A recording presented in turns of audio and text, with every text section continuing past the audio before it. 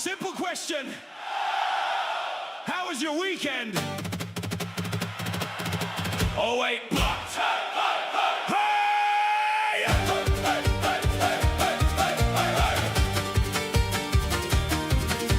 Logged on Monday, just having a scroll. Saw your meltdown spiraling out of control. Didn't say shit, didn't throw no shade. Just asked a question, big mistake I made. How was your weekend? Nice and clean. Hey, hey. Didn't know I'd hit a fucking nerve unseen. Next thing I know, bam, I'm gone. Hey, hey. Blocked so fast like I did you wrong. But you've been stirring shit all week online, flagging channels like a jealous swine. How was your weekend? Tell us, mate.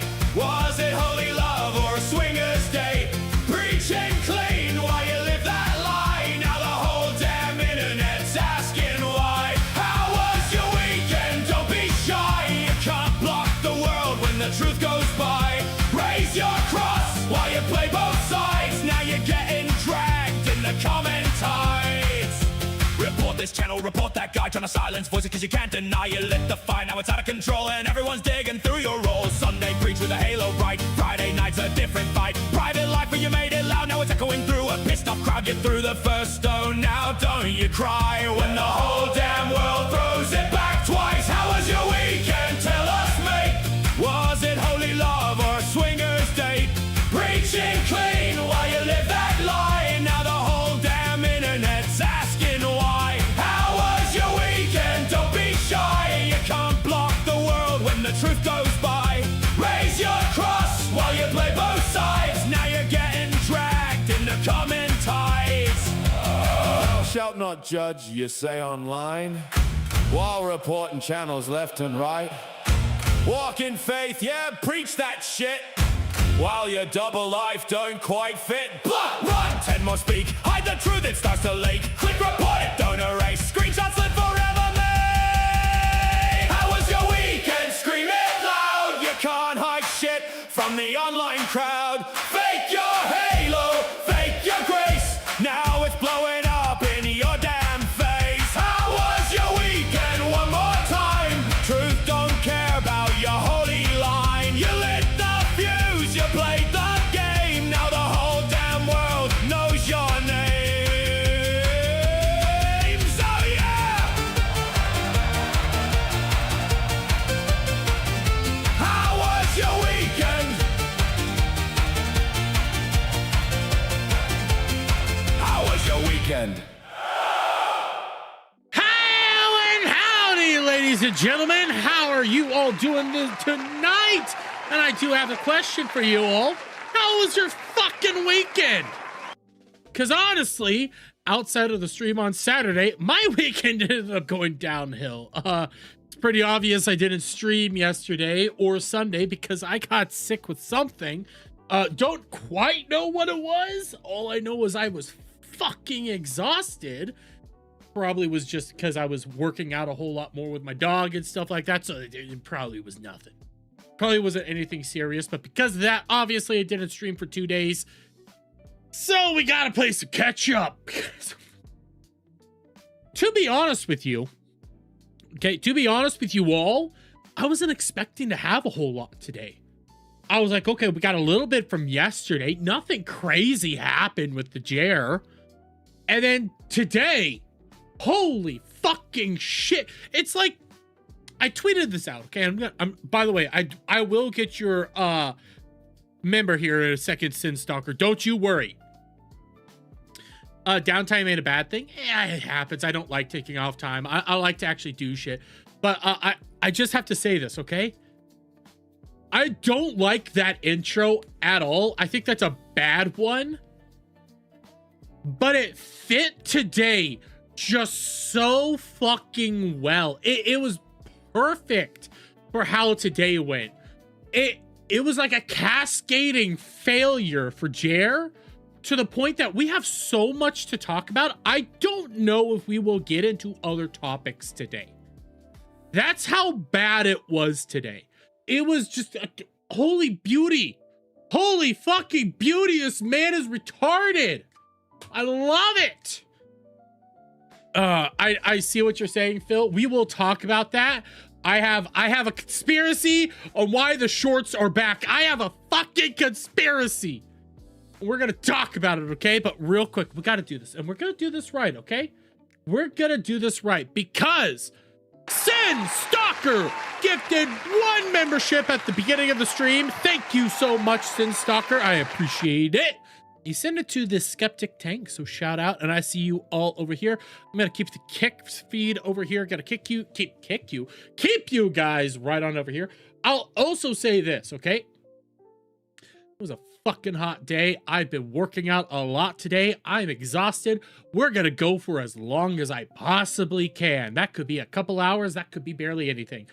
As my adrenaline comes crashing down, I am getting tired. Only one, sadly, says Sin Soccer. Hey. Never shame yourself into how much, like, I'm not here to do these for the supers. The supers are a best part of it, okay? Like, they're the cherry on top. They're that wonderful little goodness there. But I don't do this for super chats. I do this to entertain you all. I like super chats, don't get me wrong. I like members. I like kicks. I like it all. They're fantastic. But I do this to entertain you all, so never feel bad if you guys can't give me any money or can't afford more. Never feel bad about that, because I ain't ever gonna act like that. Shit! She comes back. Okay, Sin Stalker comes back and actually drops 5 more memberships. I'm over here. Okay, I'm over here trying to be like, listen, it's okay if you can't gift anything. It's fine if you can only afford 1, if you can only throw 2, what have you. I'm not gonna shame you all. And then she comes back in and just gifts another 5. That's telling you how awesome you guys are. I like giving to you because you don't ask for it. Why, thank you so much. The only time I beg or grift is when we're at like a point to get 100 likes. And I reward you guys if we get to that level. So there's that. Plus, I still have 5 more memberships. If we can get up there tonight, I'll gift out those last 5 free memberships I got. Okay, I got 5 more. We will be gifting those out this week, because if not, they just go by the wayside. So we're going to eventually gift out 5 more free memberships today. Somebody lose a bet? No, nobody lost a bet. Not to be a me monster, but has anyone seen my short to Jeremy about the oranges? No, I have not seen that, Max Brand. That sounds fascinating. But okay, let me go through what we're going to be going over today, okay? I have a few things to try to break up the monotony of what will be the Jer content. I have a few things. I do got some DSP, okay? I got Children of Blood and Bone, I think is the name of the fucking movie, so we could talk about that a little bit, just laugh at it, because it's Black the movie. I have, actually, no, you know what? We have to do it right, okay? That's the wrong one. That was the wrong one. Where's my, oh, I forgot to put my beggars on here. It's somebody get these beggars out of here. the movie, okay? Okay, we got that. We can talk a little bit about that. Said DSP. I got some merch stuff. I've never actually even talked about merch, but we got some merch stuff to do. But the longest part about this today will be the Jer segment. Oh my god, I still have Mizkif stuff. I have Birdman stuff. I have stuff from this realistic philosopher who I talked about one other time, okay? One other fucking time I talked about this dude, and he's back in the fucking news being deranged. But the fucking quartering shit. Oh god. You know what? We're gonna start this off, okay? We're gonna start this off slowly and steadily. We're gonna do some Jer. This is the small amount of Jer content. Let me make sure I have it all. Yes, okay. We're gonna start off with how was Jer yesterday? Because yesterday was fucking awful, okay? I barely got to see it yesterday. I ended up tuning in like late last night after I put out the thing that hey, I'm not gonna be streaming. I checked in. I was like, okay, what did he actually stream about yesterday? Jack fucking shit. There was barely anything to actually utilize from yesterday. Okay, this is the quality of your content from yesterday with Quartering. Just the whole thing is really bizarre to me. By the way, how was everyone's weekend? I know we kind of got off to a little bit of a hectic start here, mostly because my software crashed immediately before going live. Normally I use Rumble Studio, which never gives me problems. They just used Rumble Studio. Okay, I'm playing this. This was the intro to his stream yesterday. Not today. This was yesterday's stream. This is the level of energy he came in with. And seems like today is a great time to consider just moving there exclusively. All right, we've got this story. I shout out. Oh, I want to save this. Like these are the things. I'm going to save this one for more towards the end just because of I want to call out this fucking thing. But Snow White needs to be Latino. The Quartering wades back into the culture war. He starts talking about the whole Cracker Barrel situation. I don't know how many of you guys have been following that. Basically, the new CEO who did this whole craziness last year, she's been fired. So he wades into that. But this is a 1 minute and 42-second clip. What did he have to say here? Modern brand. Those new modern customers. Here, it is really quiet. I don't know if it's my end or if it's... it might just be the clip Kino Grove has, so I'm going to turn this up a little bit. Don't worry. This is the only stream we have to, just talk about. Don't come. And the ones that were keeping your brand afloat, leave. It's just like in Hollywood, when they're constantly revamping these movies. Like, hey, we need to... Here, I'm going to start this over one more time just so you can hear what he's saying. Modern brand. Those new modern customers don't come. And the ones that were keeping your brand afloat, leave. Yes. Yes. It's just like in Hollywood, when they're constantly revamping these movies. Like, hey, we need to have, Snow White needs to be Latino. Why? Because we need more Latinos in the movie theater. Instead of thinking, hey, we need to make a Latino-based movie or a new Disney princess that is Latino.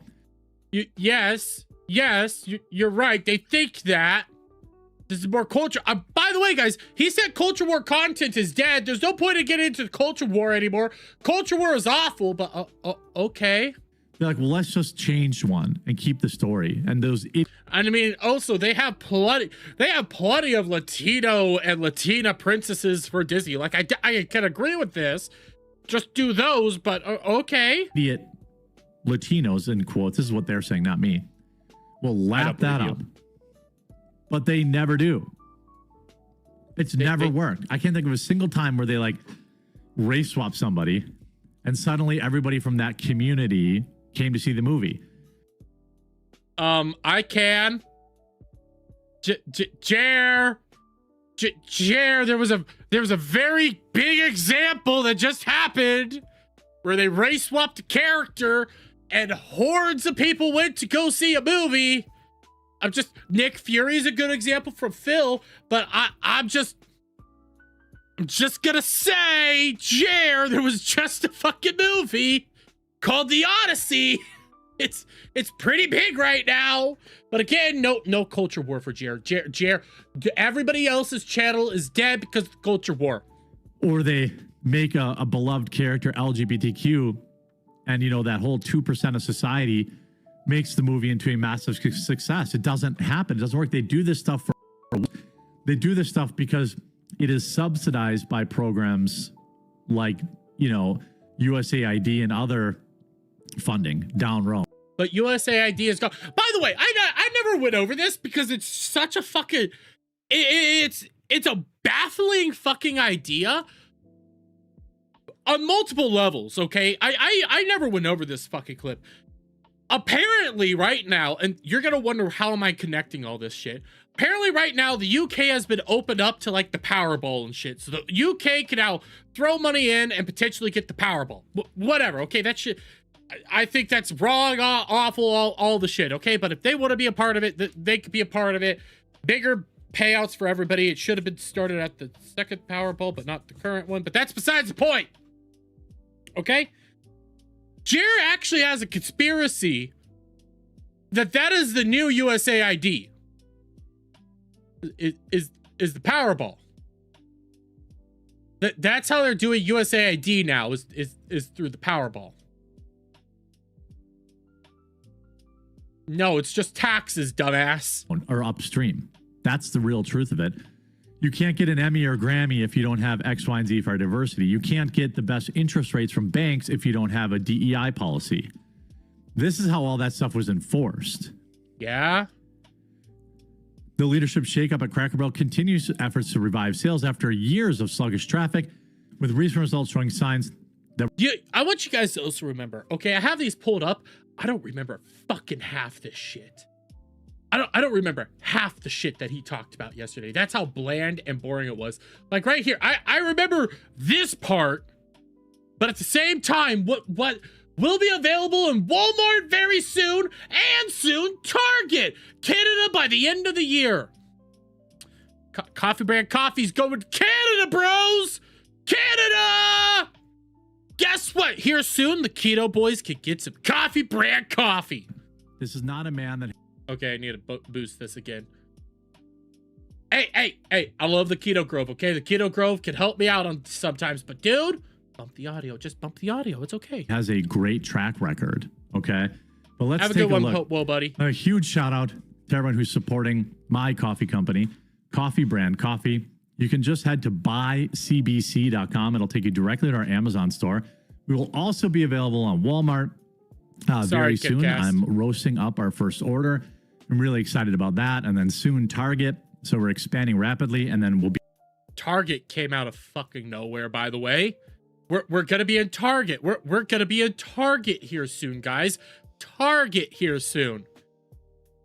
Out of nowhere. That's new. Oh, and by the way, a lot of this shit needs to just be changed after we get to the vlog today, okay? A lot of this is just gonna be thrown by the wayside. Be in Canada by the end of the year. So all my Canadian viewers will be able to get our products. So I'm in expansion mode, big and heavy. Need your help to build up some cash to put through these giant new orders. But I thought you were just fine. I thought you were killing it, dude. Jer, I thought you were killing it. I thought you were being super successful.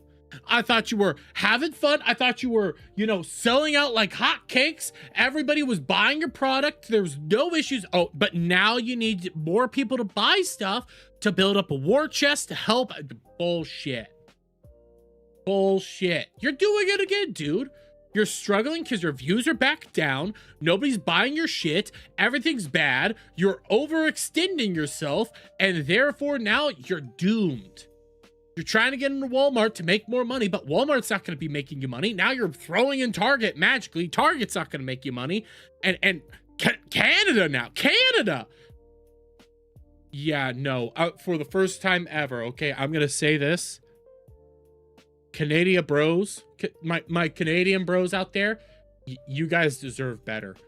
And I hate Canada, okay? I'm pro-America all the way. Nuke them bastards, okay? If you don't bleed the red, white, and blue, you deserve to be nuked. Doesn't matter if I like you or not. It's just a fast. But this should be considered a war crime if it hits Canada.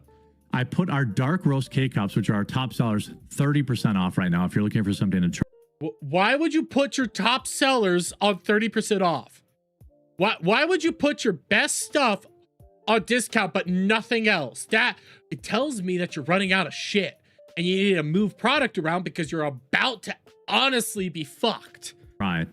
Well, we also have butterscotch toffee, another top seller, blueberry cobbler, strawberries and cream. We have 100% real Kona. We have decaf, double calf, a silky ultra dark roast. We only have 5 of those left. We're running low on that. We have a light roast Ethiopian, all available in whole bean, ground, and 5-pound bags. So remember, buycbc.com if you're a coffee drinker. We're roasting our fall flavors right now. So we're bringing back spiked jack-o'-lantern. We're working on a new maple pecan flavor because viewers have requested a pecan. No, because your distributor does a pecan flavor, so you're working up a pecan flavor because you just want to copy what they're doing. Flavor. So I've been taste testing that. Our Christmas flavors, gingerbread and vanilla sugar cookie are coming back for the holiday season. So it's a really great time to give our product a try. If you're looking for something to try, just try the dark roast. And Desiree, his packages do look awful. They're not appealing to the eye. And whenever I take a look at the sugar cookie or the hot butter rum and all this, all I think, because I see that white sploosh on all these, it's like, dude, I know what you do half the time, okay? I'm well aware of the content you put out there and the things you imbibed on. I don't think we need to have the splooshes there, dude. I think those are bad.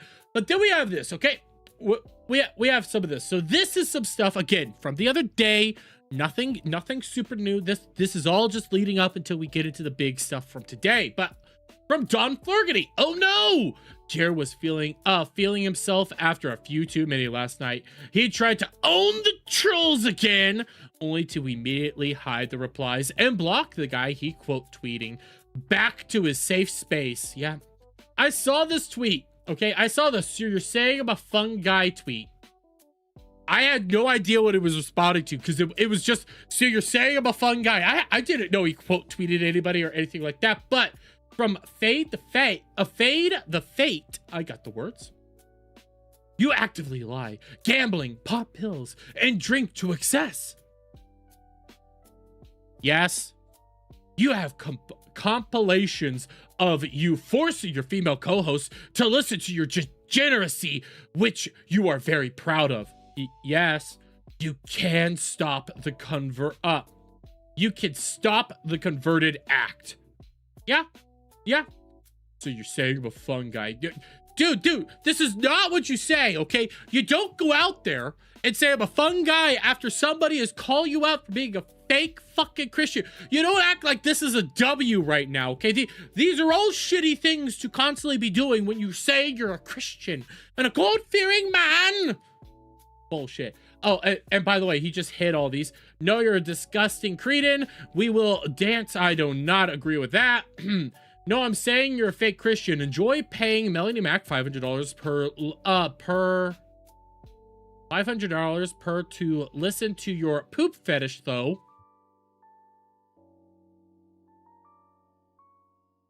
Talks about shit way too much. Oh, what the fuck? Try not to record women and their children without their consent next time you go out for a goon session. Based! He's saying you're a fake Christian. You're an Israel shill, a liar, and a degenerate. You have no moral compass and no respect for anyone. Most of this I agree with. Actually, you know what? He went out there. Let's be real, okay? He went out there. And when it comes to the Israel shill, he was shilling for that Israel first thing, okay? He was doing this. This is another thing from yesterday. This is why as a fellow fat, if you want to get up and walk away, you know what you do?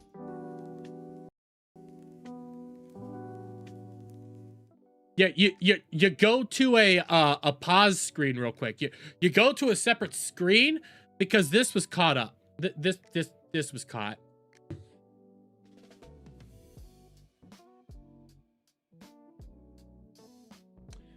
One, Jer, I know you're in cargo pants.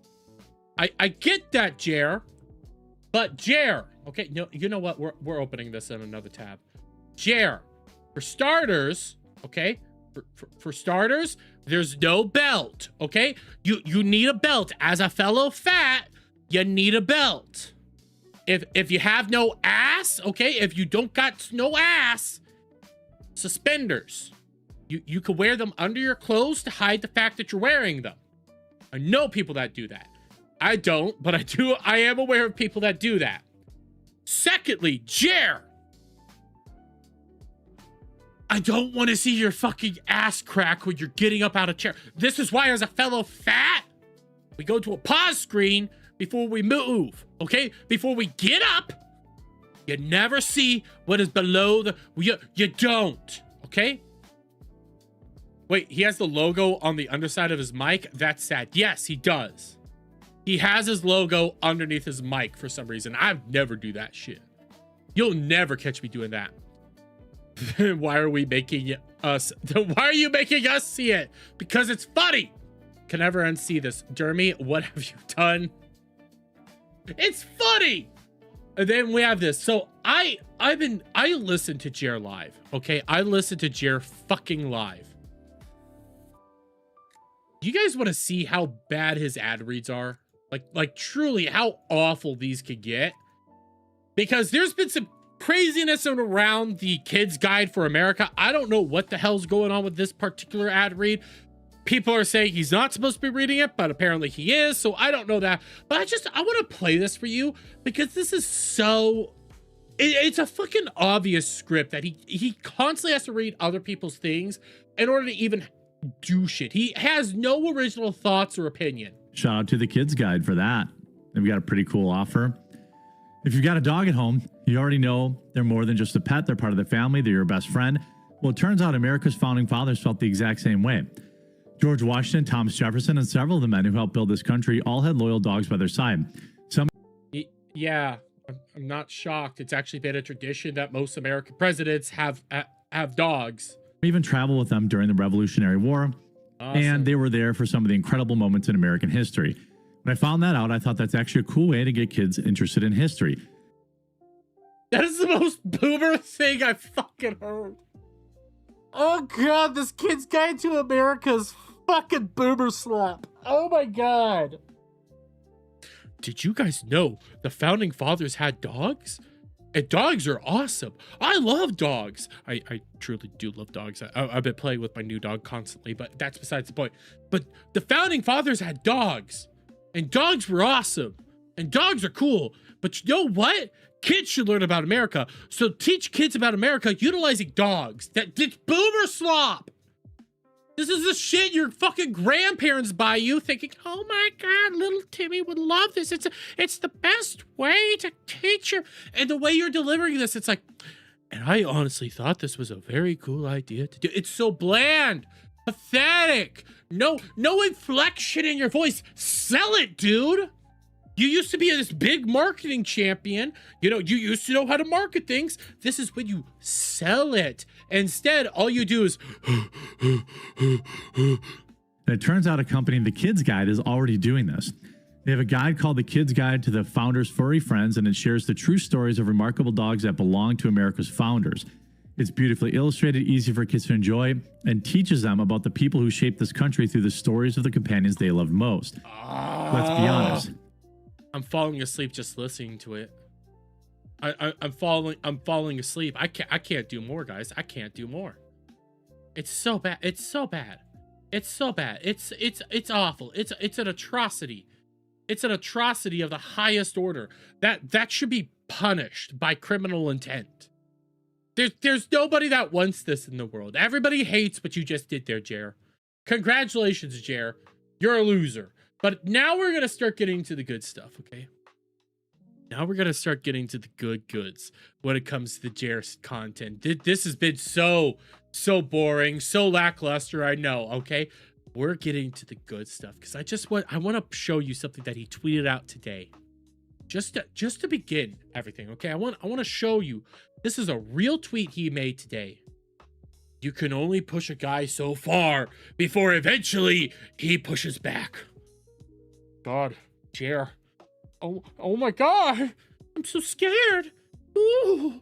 You got me shaking in my boots, Jer. I wonder what would have possibly pissed Jer off today and made him think that it was a smart idea to do this. Like, he went out there, guns blazing, ready to fight back against everybody. Might have been the fact that you privated all of your shorts today. Yeah. This was a real thing that happened. He privated every last copyrighted short out there. He took down and hid it behind the thing. But we have this from Brad Cool. Following several copyright takedowns, the Jeremy Hambley YouTube channel has had all shorts removed. Same for the main quartering channel. There isn't even a short section remaining on either channel. You can see this, okay? So this is Germinal Decline showing like these are shorts. Okay, they're gone.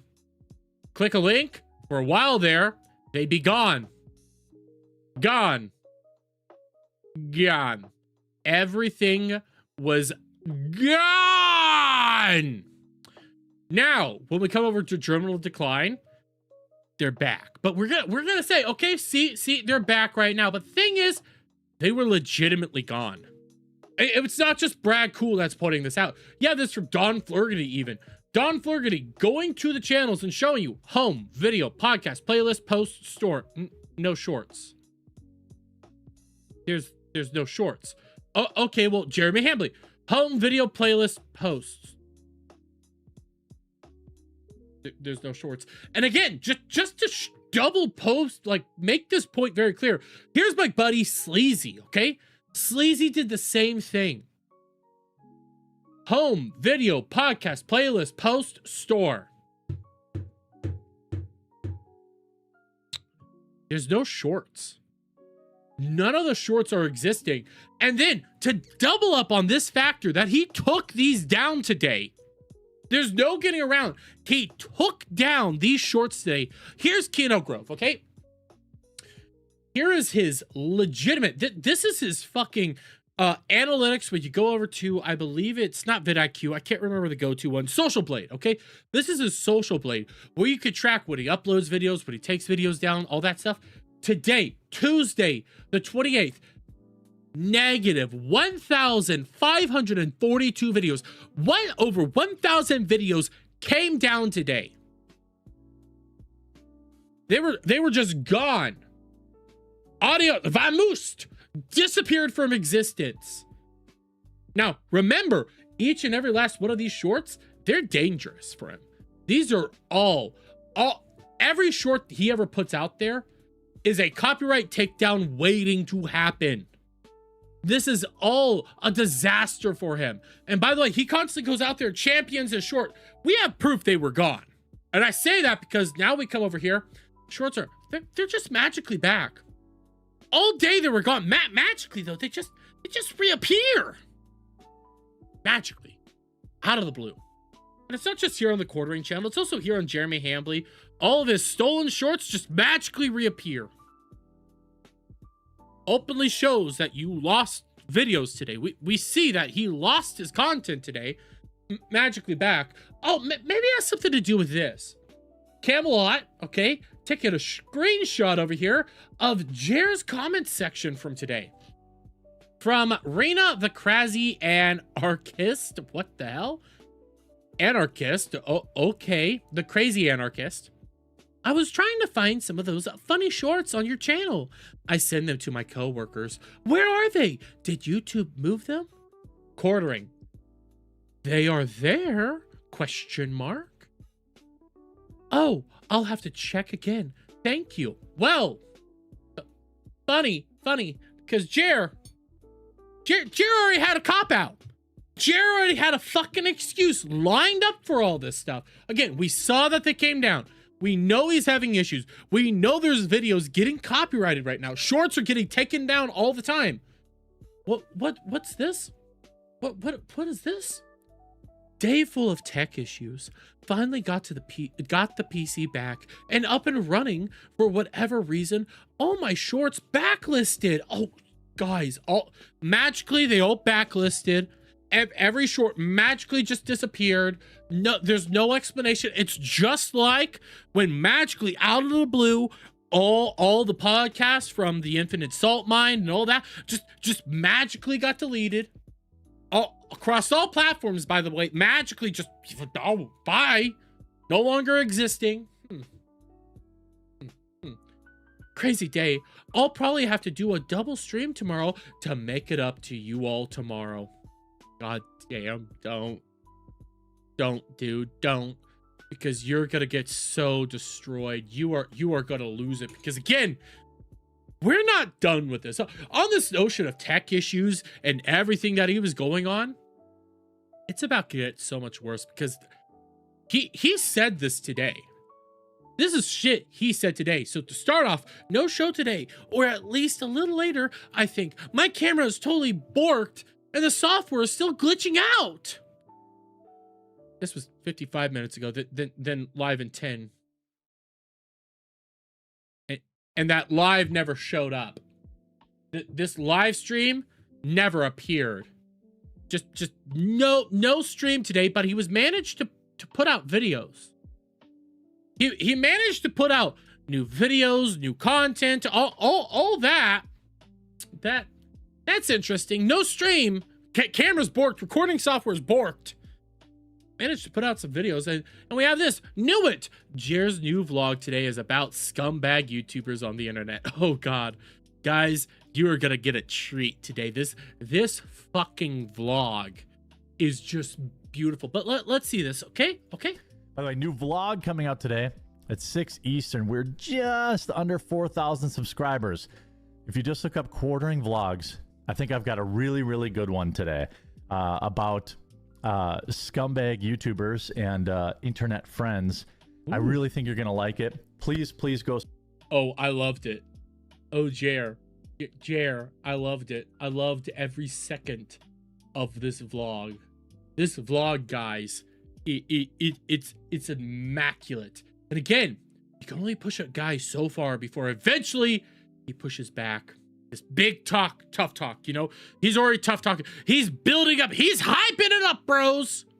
He's over there on his fucking video saying, oh, we're going to be doing this. We're going to be talking about scumbag YouTubers. We're going to be talking about this. Oh my God, guys, we're going to be doing this.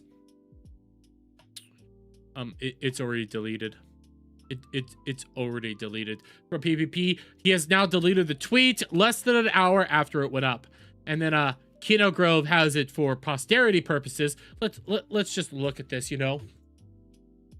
Look at all this. Look at this fucking clip. I'm sorry, I have to point this one out. From MAGA Crack a Bike, a group of sociopaths tried to dox my family. All over all this online drama. You don't fuck with a man's family. I know who they are. I know a lot of horrible shit they've done. There are two main intertwined groups involved, and their cult leaders incite their attacks. Again, I condemn all forms of doxing. I know there's some tards out there. MAGA Crack a Mike, you also went out there and openly challenged them. There's not a whole lot of sympathy there, but real quick, we do got to do this. We got to do this, and we got to do this right, because we got Desiree coming in with a 20. Sorry for yelling, Kipcast. You got to do it. You got to do it for the 20s, okay? For your pain and suffering while editing this into something palatable. Oh, I will. I will be editing this for a while tonight, because we're not done yet. Jer in his infinite beauty for what you guys are about to see, the wonderful, all out, fantastic, okay, vlog he put out. Got this from Kino Grove, already showing off. He's deleting comments and hiding them. Already removing comments, hiding them outright, not existing, because this vlog is fucking deranged. Out the gate, he already said it's about internet scumbags and all that. Insane Tornado and the only true friend I've met. This is his vlog thumbnail. This is his thumbnail. And I shit you not, I've jumped 5 minutes ahead because 5 minutes of this was just him sympathy posting about the tornado that recently touched down in Wisconsin. Okay, shout out to the people that did, you know, have issues and all this, but he's just sympathy posting. He's just throwing it up there. It's like, look at it. I just want to start. Like, I want to play this for you just to show you how kind of raunchy this was. Okay, I'm going to turn off BGM. I want to show you just how bad this was. I want to start out today's vlog on a little bit of a more solemn note. Absolute massive supercell just came through here right over the top of my house. Right over the top of your house. Guys, this huge cell just came over right at the top of my house. About 15 miles north of me, it dropped a tornado, a pretty big tornado down in Appleton, just south of Appleton in Menasha, Wisconsin. Tornadoes are not... Can I just say, Wisconsin, people in Wisconsin, you need to change the name of your fucking towns. This sounds like some guy who was drunk off his ass started naming fucking towns out of the blue, like Oshkosh. That's a real town. All these towns sound made up. uncommon in Wisconsin, but it's not exactly like Tornado Alley. You know, As a guy who lives in Tornado Alley, they happen. It's not that ridiculous, and we only get like a handful a year. It's not crazy, dude. absolutely crazy day. Power was in and out. Thankfully, we have backup generators. Spent a little bit of time in the basement. Fortunately, I was working, so I was already in the basement. But you know, my heart goes out to the people who's had their homes, their livelihoods. By the way, look at his hair. Look at his fucking hair. Dude, you need a haircut. This is getting deranged. You don't need your hair to be looking like this. You're on camera, dude. This is fucking pathetic. Their lives destroyed by this tornado here in Wisconsin. And obviously, yes, I'm not trying to diminish this. Okay, I agree. That is tragic. What happened there is tragic. I hope everybody is okay. I hope they get, you know, the proper care that is needed and all that. But you're just doing this because it's like, I hope and pray, guys. I hope and pray. But we're gonna skip through the rest of this shit, okay? Because it's pointless. We're also gonna speed this up because after all this, okay, after the tornado goes into workout. it was a crazy day, crazy way to start out the vlog. All right, time for a little diet workout. But by the way, this is obviously the next day. This is not the same shirt you were wearing. This is a different hat. 2 different days, dude. Update. I've been doing keto for about a week. I don't technically know if I'm in ketosis yet. I ordered some sort of... by the way, if you were truly doing keto for a week, you should be in ketosis by now. Problem is, he's not in ketosis. He'll tell us why he's not in ketosis. a test. Oh, by the way, your German Shepherd content of the week. Mr. Huckapapa. Are you a GB Huck? Awesome. Are you a good boy? Yay. Well, any hoozle. So now, I guess I'll do the blood test later today. Hopefully next week's vlog I'll know. But early results have been encouraging. Down 7 pounds already, but you know, when you're starting with such a high number, it's not like, you know, that exciting. You know, 1 to 2 pounds a week. Yes, it's water weight, dude. You're losing a lot of water weight right now. It's not actual fat. That's my goal, and I kind of know that's probably all water weight. Yes. Keto's been pretty okay to stick with. I went to the EAA, I went to a bachelor party, I went to a couple other places, and I managed to stay on program. And so now today I'm... Bullshit. You stayed on program, guys. A reminder, he said he stayed on program. working in some weight training, and a friend of mine helped me out with like a very simple beginner plan. I'm sure there's gonna be a lot of people with feedback, but basically I've got this adjustable bench here, and I've got these weights here to work with. I also have a heavy bag, and I've got an Olympic bar that goes in that section down there, and you can push it up. I also got some red light therapy to... Why? What? Why? Why do you need red light therapy? I don't, like, I'm one of those guys out here go like, why do you ever need red light therapy? I don't get it, but why are you spending, like, this is brand new shit. You have a brand new trampoline and brand new red light therapy. Why are you shelling out money for this stuff? And by the way, Sanctum says, Dermy, the town names are not made up. They are words from local Native American tribes. Now, you're not changing my thought process that they might be made by drunken people. I'm just saying. Drunken people may or may not have made the name of those towns. And listen, I'm also not going to diss. Kansas has some fucking weird names too. Okay, let's be honest here. There's a town in Kansas legitimately called Coffeeville. I've been there. I don't really think there's a coffee place being made there. I don't think so. I've been there a few times. If memory serves, it's a very small town. I cannot say that one, Sanctive. I can't. Try and help with the muscles, but I don't know. We'll see. I guess I'll keep you updated on that. So my current plan is on Mondays is a dumbbell bench press, 3 sets of 8 to 12 reps, then seated dumbbell. Alpha Bravo Gamma, Saskatchewan. Okay, that there is Canadian. They made everything up. There's a reason Canada deserves to be nuked. Okay, it's stuff like this. But look, I'm gonna start skipping this because this was the most boring shit. I don't need to know what your workout routine is, dude. I don't believe you're gonna do any of this shit. I got, the list. I just hang it on the wall, and because I want to supercharge the weight loss. Sure, I'm relatively confident if I just stick to keto that the weight will fall off. And my goal is to lose 50 pounds by the end of the year, and 75 by my birthday in April, and then 100 by the end of next year. Obviously, that would be extremely. Sorry. So 75 by April. Yes, you'll get there. End of next year, 100 pounds. You can get there if you stick to it. My problem is I don't believe you're going to stick to this at all. I don't believe this in any imagination, any realm of reality. I do not believe you will stick to this at all. Dude, I don't know if I've already skipped it, if we've hit it. You openly said you already ate dirty. I don't know if it was today or when he said this, but he already said that he's cheating on his diet a little bit. You can't make this, dude. I do not believe you will be able to sustain any of this shit. Extremely aggressive. I mean, if I fall short and I'm at 75 pounds at the end of next year, that's great. Then the year after that, I can get to the 100.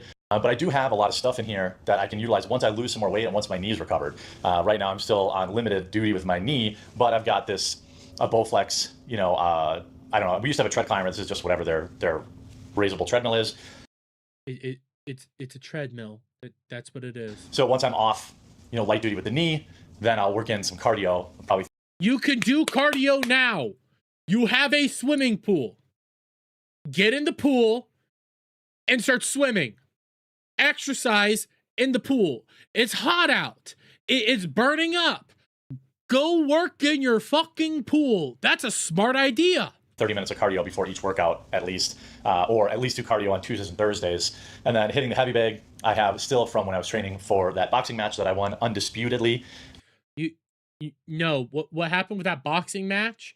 It never happened. You didn't win shit. I could give you the W. I could be honest here. I could give you the W because Dickers refused to work out and ended up bailing on it. So you could get the W because you did work out for it. I could give you that. But nobody really won that. Dude just refused to interact. My boxing career is 1-0, undefeated. I retired at the top. But I also have this rowing machine that my wife uses. I don't think I'll be able to use that until I lose some weight. No, you could use it now. You actually could use it now. I've used rowing machines.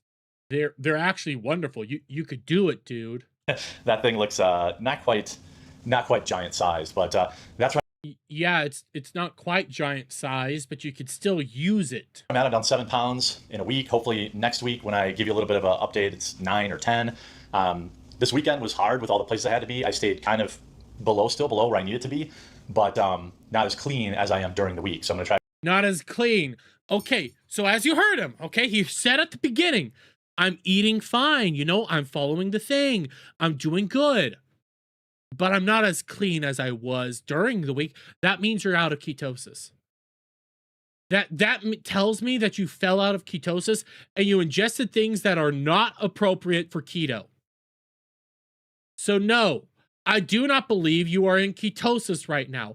I firmly believe that you fell out because you went to that fucking bachelor party, got drunk off your ass, and then went home on Sunday and continued to drink. I'm convinced you're fucking imbibing in a lot of things that you should not be eating, so I do not believe in the slightest you're in keto. So shut up and stop the capping. Get in the fucking pool and work your fucking ass out. If you're actually serious about this, you'd be doing that now. You are not serious about it because you're a fucking man-child. I just have a really clean week this week. I've got no plans. So lots of swimming, lots of physical activity, and hopefully we'll get to that 10 pounds lost by next week. And side effects so far of keto, a lot of people talked about the hot snakes, I don't need to know about the poo. Why are you bringing this up? Why are you talking about the poo? Why? Why? Nobody needs to know about your poo. Bubble guts, the explosive rhea. I haven't really had that. I think maybe once last night I had kind of some stomach problems. Don't tell us about your poo. Nobody needs to know about your poo. Stop it. Stop it. Bad. I'm going to start spraying you with a spray bottle every time you bring up poop. Electrolytes, I feel like I still can't get enough of those because every morning, the only big annoying side effect has been that every morning when I wake up, my whole body's really sore. I feel like I've been cramming enough electrolytes. Like I put 2 scoops of this. I'm starting to think you're taking too much electrolytes and you're getting dehydrated, dude. That's probably what's happening. Because there is such a thing as too many electrolytes. You could hurt your liver. Pull back. Pull back on your electrolytes. You only need so much in a day. Drink your water. I'm convinced you're starting to get dehydrated. Relight electrolyte stuff in every 24 ounces I drink, and I'm drinking 160 ounces of water almost every single day. So you're drinking so in every 24 ounces you drink the electrolytes. You could probably slow down a little bit. I'm just gonna say you could slow down a bit. But I tend to taper off on the electrolytes at night, so I'll try to go like triple on my last 2 bottles of water, and maybe that will help. It's just like okay, I'm a fat and I work in a very hot environment. I drink roughly 3 bottles of things that have electrolytes in it. Okay, like 16-ounce water bottles. I do 3 of those a day. Once in the morning, once at lunch, once when I get home. I don't need more than that. You don't need more than that. Like you could go too much on this stuff. You can actually drink too much of the stuff and still get hurt. It feels like I had a hard workout or I was very physically active the previous day when I wake up in the morning, even though I haven't been. Starting tomorrow, we'll be adding the weights to it and maybe some. And that's right, Kipcast. They could think they are doing everything correctly right now. They could be doing the electrolytes. They could be doing all this stuff, and they could be losing weight, but they could actually be hurting themselves, but think they're accomplishing something. This can go sideways so fucking fast. What are the kettlebell stuff? I have kettlebells. I could do those, but I'm trying to ease into it. I wanted to get at least one. He's gonna hurt himself using kettlebells. He is gonna hurt himself using those. 1 week, maybe 2 weeks in clean, just sticking to keto before I add another thing.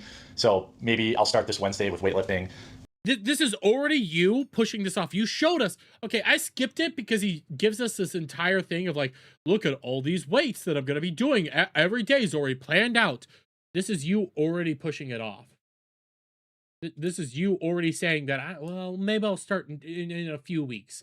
Maybe I'll start later. This is you already finding excuses not to do it. You could be in the pool literally right now exercising. Your bum knee, the pool will be fantastic on it. Why aren't you? Why? Oh, because you're not serious about this. You're finding your excuses already. And then wait till next week to start doing some cardio. But yeah, I'm hoping the general soreness goes away. I read online that this is a side effect because your muscles are losing all the sugar in them, and it could be a rehydration issue. So that's what I'm going to do. By the way, we never changed. This is what happens when you live through the coof. You have lots of paper towel, toilet paper, and cleaning supplies. Why are you showing this?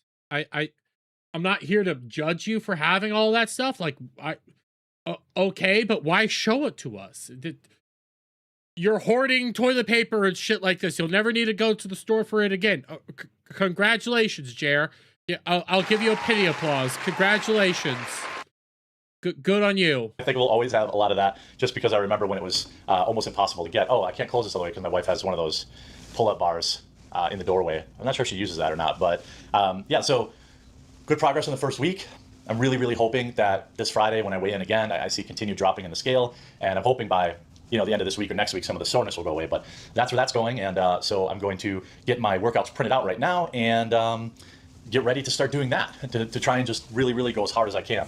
So that's the fat update. All right, so another question from the comments. Oh, here we go. Here we go, bros. This is when he starts revealing some shit. By the way, if you want me to cover stuff in the vlogs, I read the comments and I'm happy to add things to them. So a typical day for me, just preparing stories. We're going to talk a little bit about that, and we're going to talk. By the way, I hate the sound effect you keep doing whenever you do these transitions or pop something up. It's an annoying sound effect. It's not a cool sound effect. It's super fucking annoying. A little bit about preparing for streams with Melanie specifically, because that was a question from the comments. Really preparing for the stream or preparing for that day's standalone topics, that starts the minute the previous day's topics end. So I'm constantly on X. I use a bookmark feature a lot, bookmarking potential stories for the next day.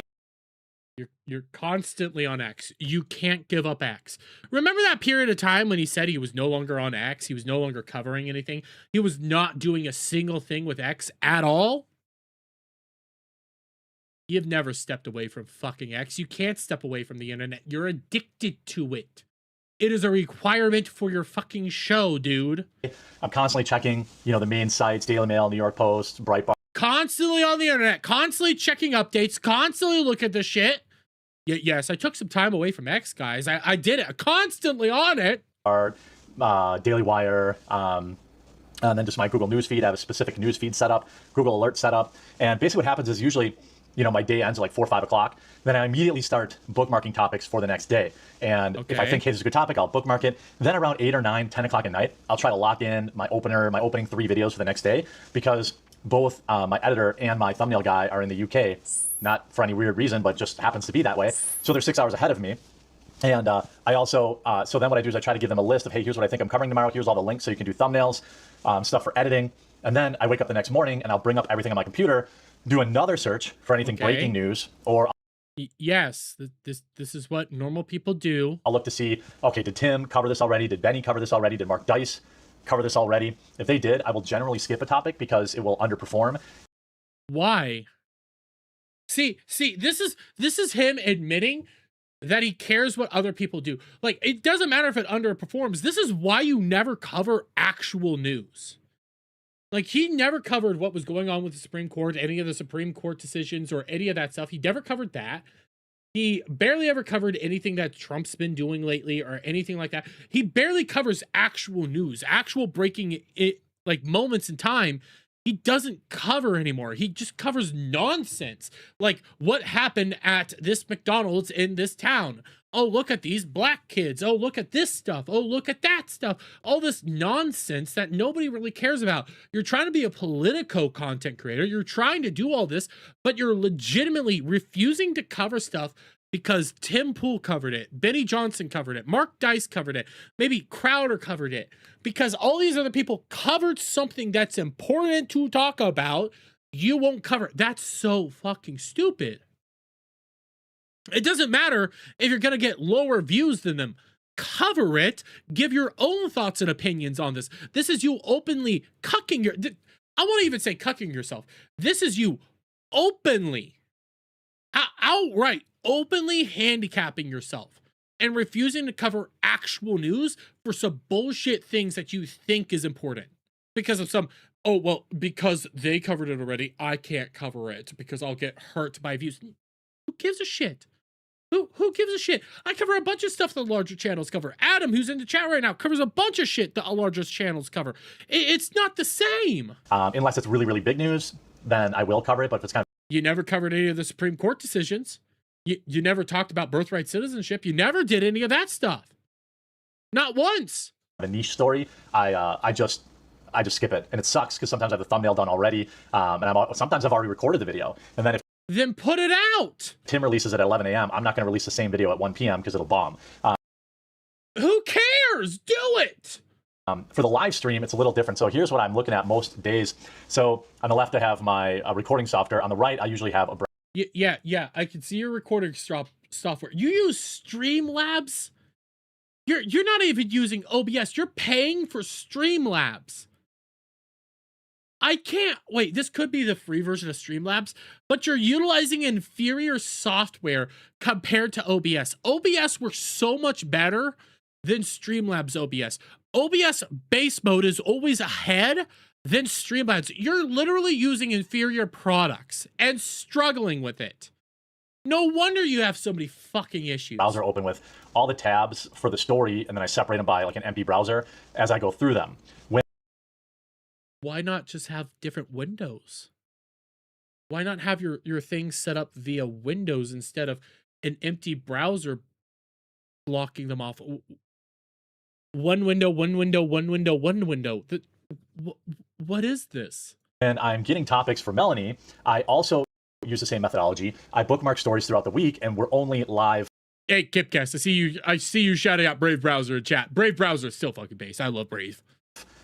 2 days a week. So I keep a different browser on a different window where I will keep stories that I think, oh, hey, this is going to be a good story for Melanie. For example, they have this like OF chick who's LARPing as a conservative commentator. I'm like, that's a good one to get Melanie's take on.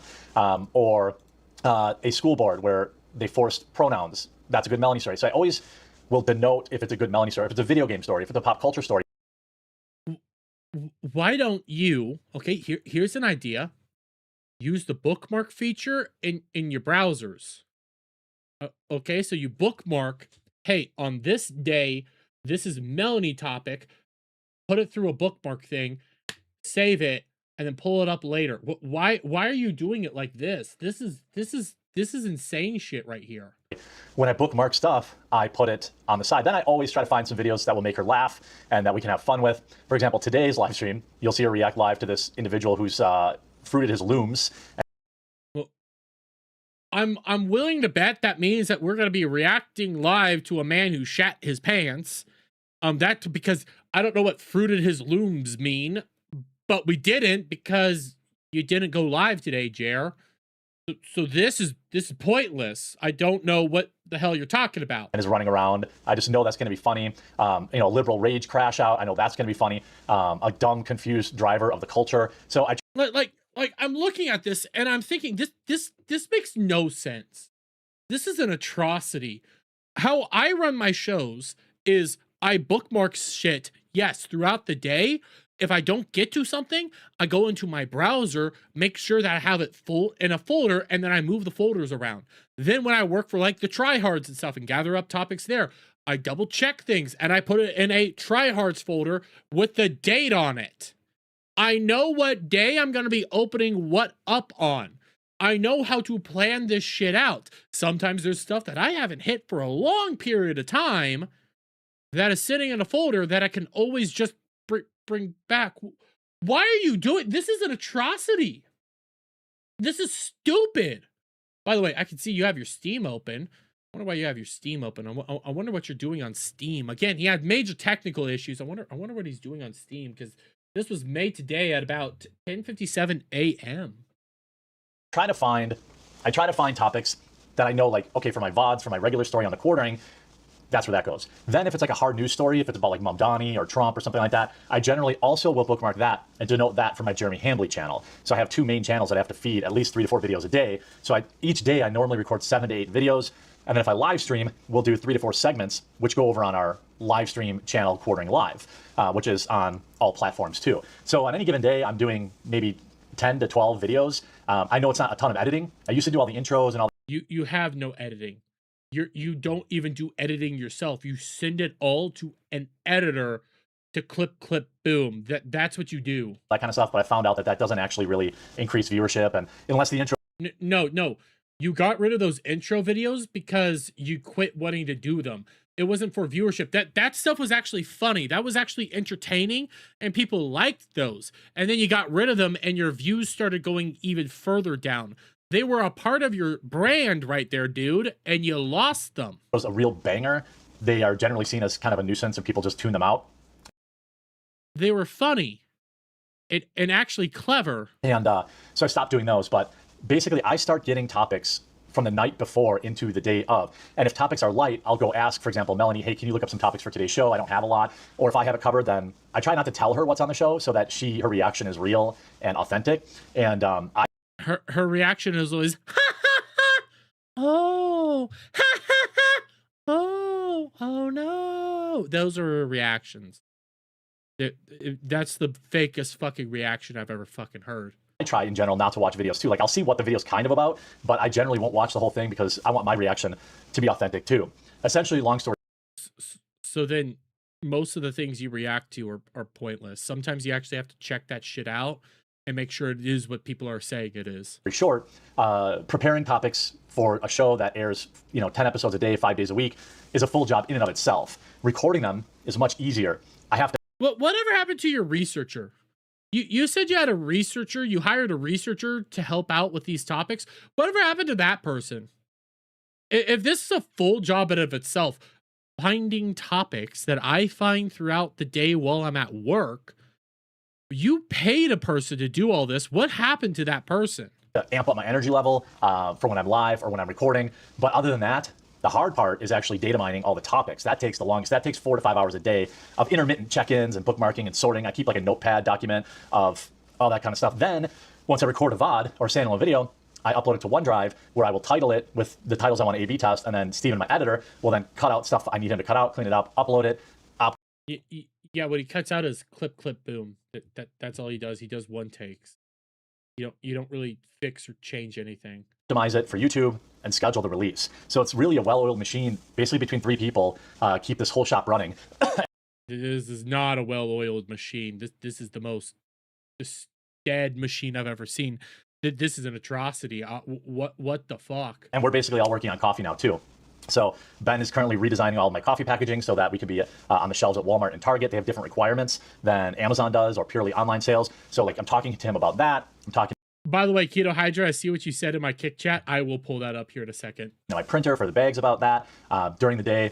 And then really as things break, my editor or my thumbnail guy will send stuff in Signal too. And if it's good enough, I think if it's for a topic, then we'll do it. So it's basically this always moving machine that never ever ends. And it can be extremely stressful. I hit burnout about 2 months ago and I have not come out of it. When was that burnout? 2 months ago. What might have happened 2 months ago? 2 months ago. Let's see. So we're in July. 2 months ago would have been April.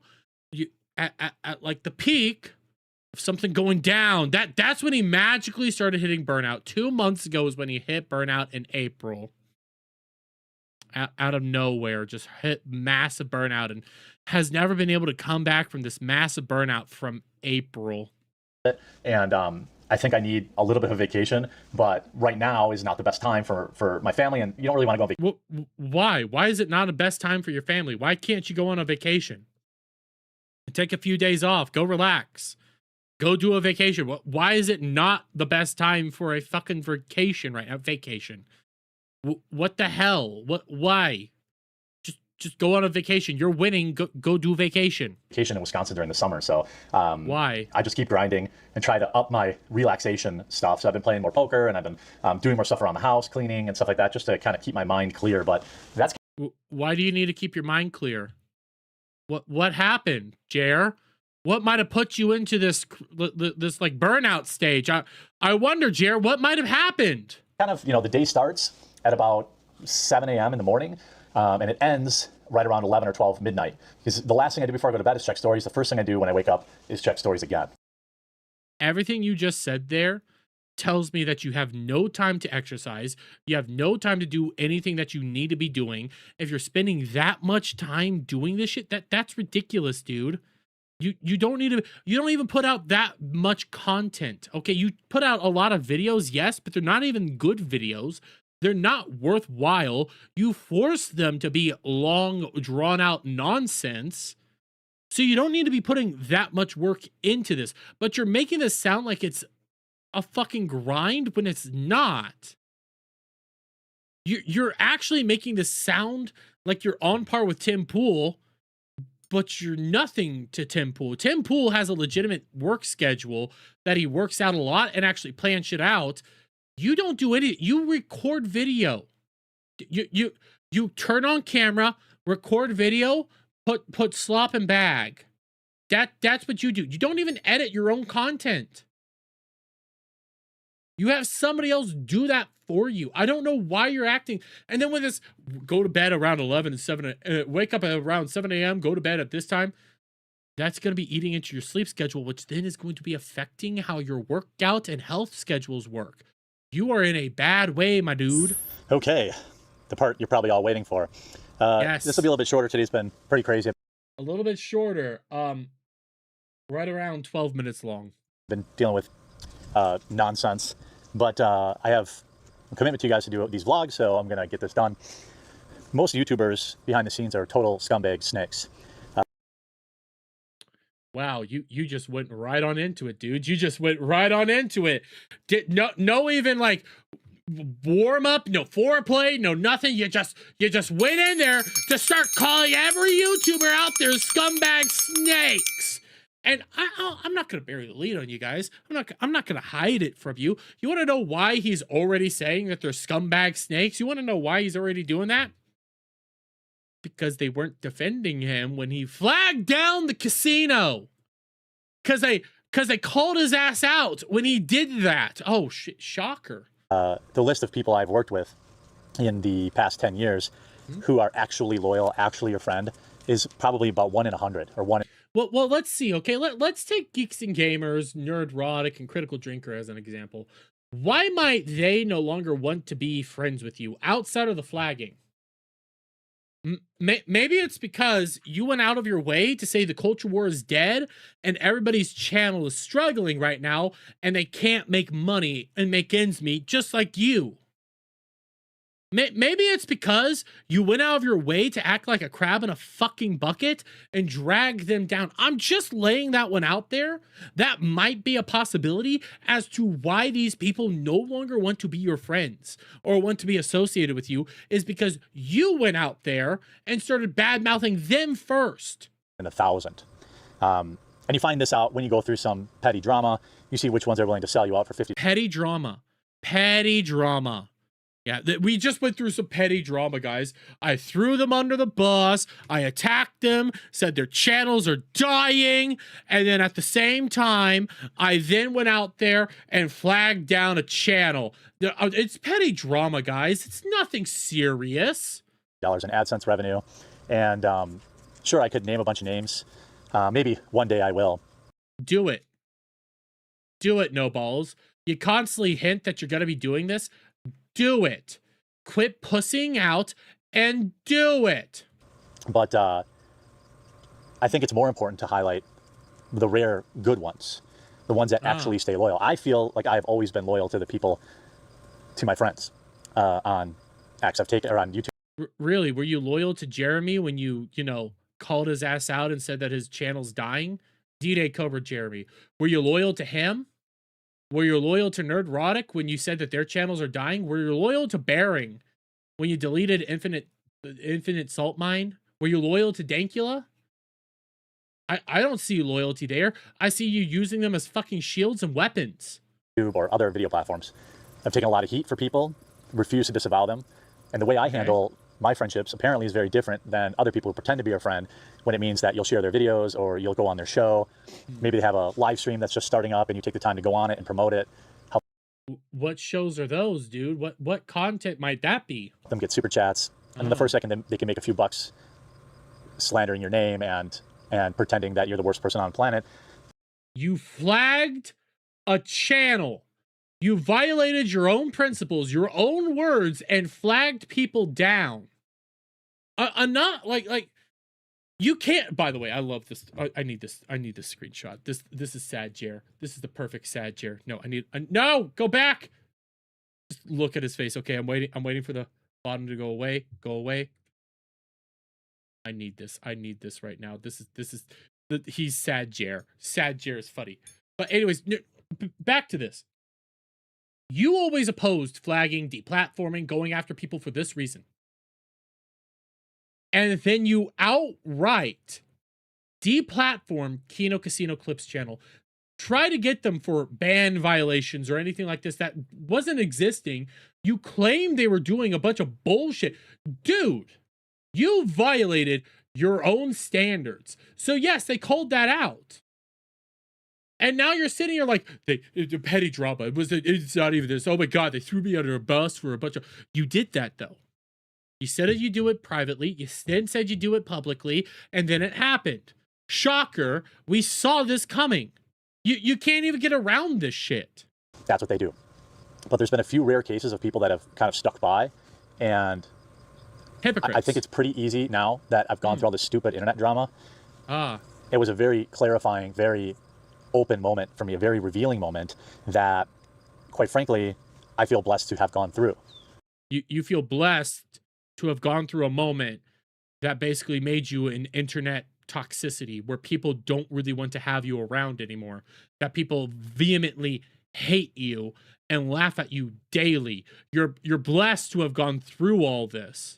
It's a wonder, guys. My channel is dying. Everything's burning down around me. It's fantastic. I'm so happy that I went through this hellhole. Quit your lying. You wouldn't be happy about this because this is like the 5th time you've made this exact video. You've done this like every 2 weeks. It's like a fucking clock you can set this by.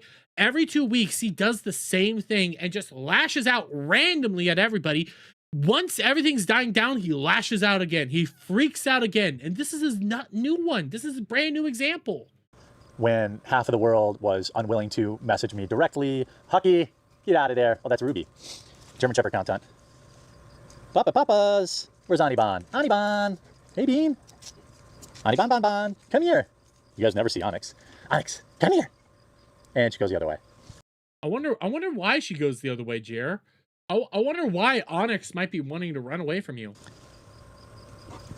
She thinks I'm going to throw her in the pool. I did it one time 2 years ago to see, to show her she would like swimming, and I guess she didn't like swimming. You threw your dog in the pool. You threw your fucking dog in the pool. Are you serious? Why? Why would you throw your dog in a fucking pool, dude? That's demented. Some dogs don't like swimming. I'm what the fuck? What?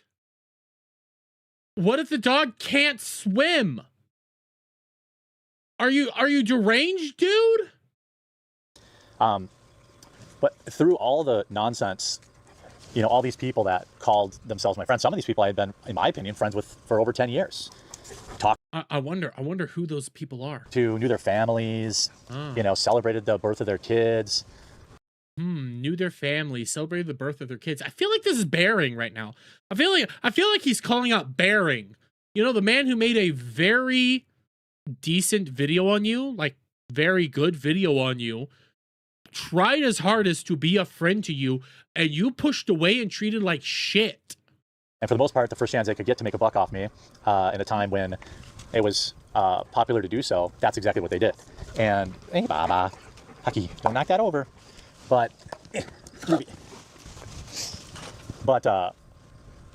I mean, you could just say nothing, too, during times of tumultuous stuff, which is what a few people... What if their audience is constantly hammering them to talk about this because it was a big deal? What if they're constantly being asked to just say something because this was massive? What then? Should they just ignore it constantly and not be like, hey, dude, you did something you shouldn't have done? Like, people tried to reach out to you privately. They did. And you ignored their asses. You refused to talk to them. So then they had to go public because you really fucked up there. But you want people to be silent when you do hard shit. When you do awful shit, you want people to sweep it up for you because that's what you want. You want a bunch of janitors out there. And guess what? People had actual scruples, morals, and principles, and you turned out to have never had a single one of those. And that's what pisses you off the most, is people didn't do that for you. People didn't just bend over backwards for you to sweep it all away.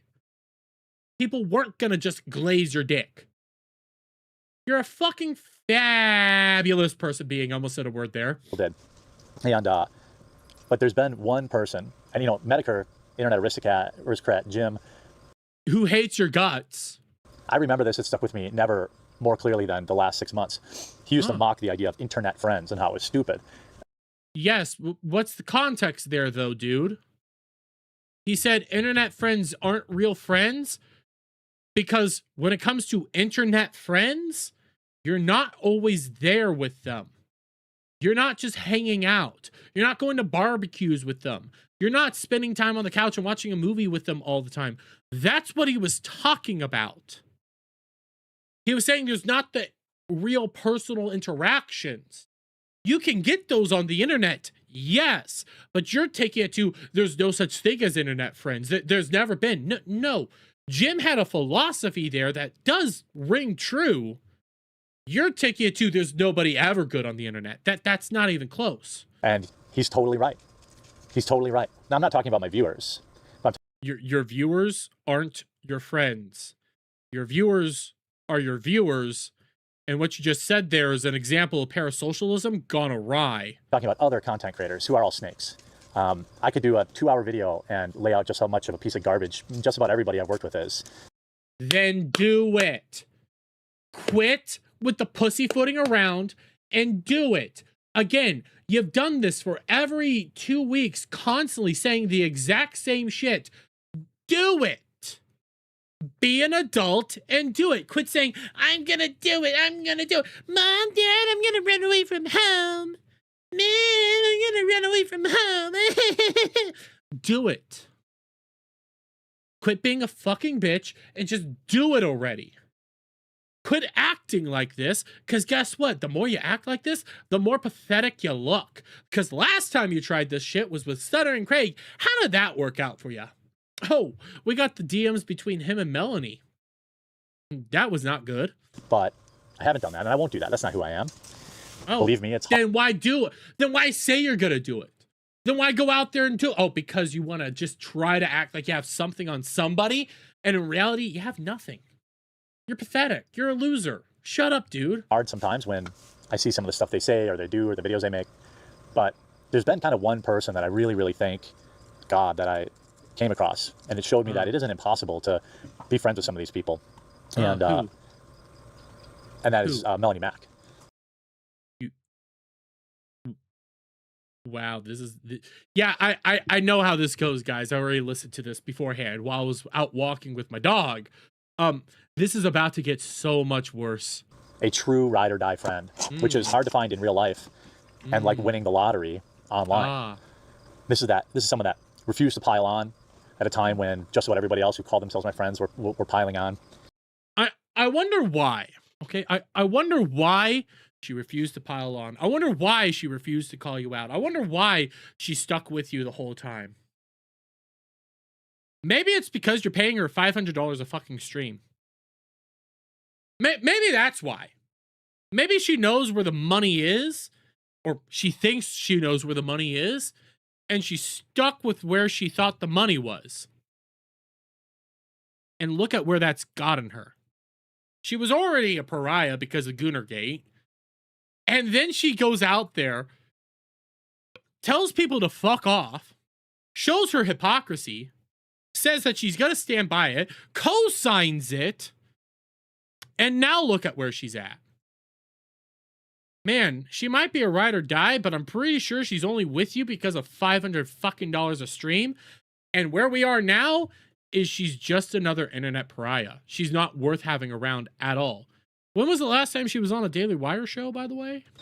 But more importantly, she opened my heart to Christ. She opened your heart to Christ. It was her. It wasn't the death of Charlie Kirk like you said it was. It was Melanie Mack. It wasn't the death of Charlie Kirk that you went out there and said, I'm going to start going to church more. I'm going to have a kid and do all this. That never happened. That tweet doesn't exist, guys. It was Melanie Mack that did all this. Bullshit. You got me to go back to church. And that's been a really, really good thing in my life. And she's also inspired me to, coached me, encouraged me to stop being so fat. And it's not like I don't have the entire internet telling me I'm fat. But when it comes from somebody who... You were already losing weight years ago when you were training for your fucking boxing match with Review Tech USA. And then you stopped. You know, has like your back, right? It matters more. It means a little bit more. Hey, Haki. And, you know, when it would have been convenient for her to turn on me, make a few bucks on internet drama, she did the exact opposite. She reached out directly, got the full story from me, understood the facts of everything. Understood the facts of everything. She understood it all. So when people go out there and say she swept for him on Chrissy Mare's show, when people go out there and say that she co-signed it all, she knew exactly what fucking happened and did co-sign it all. When he says they're not a part of this, she stepped into it. This is you admitting that she was a part of it the entire time.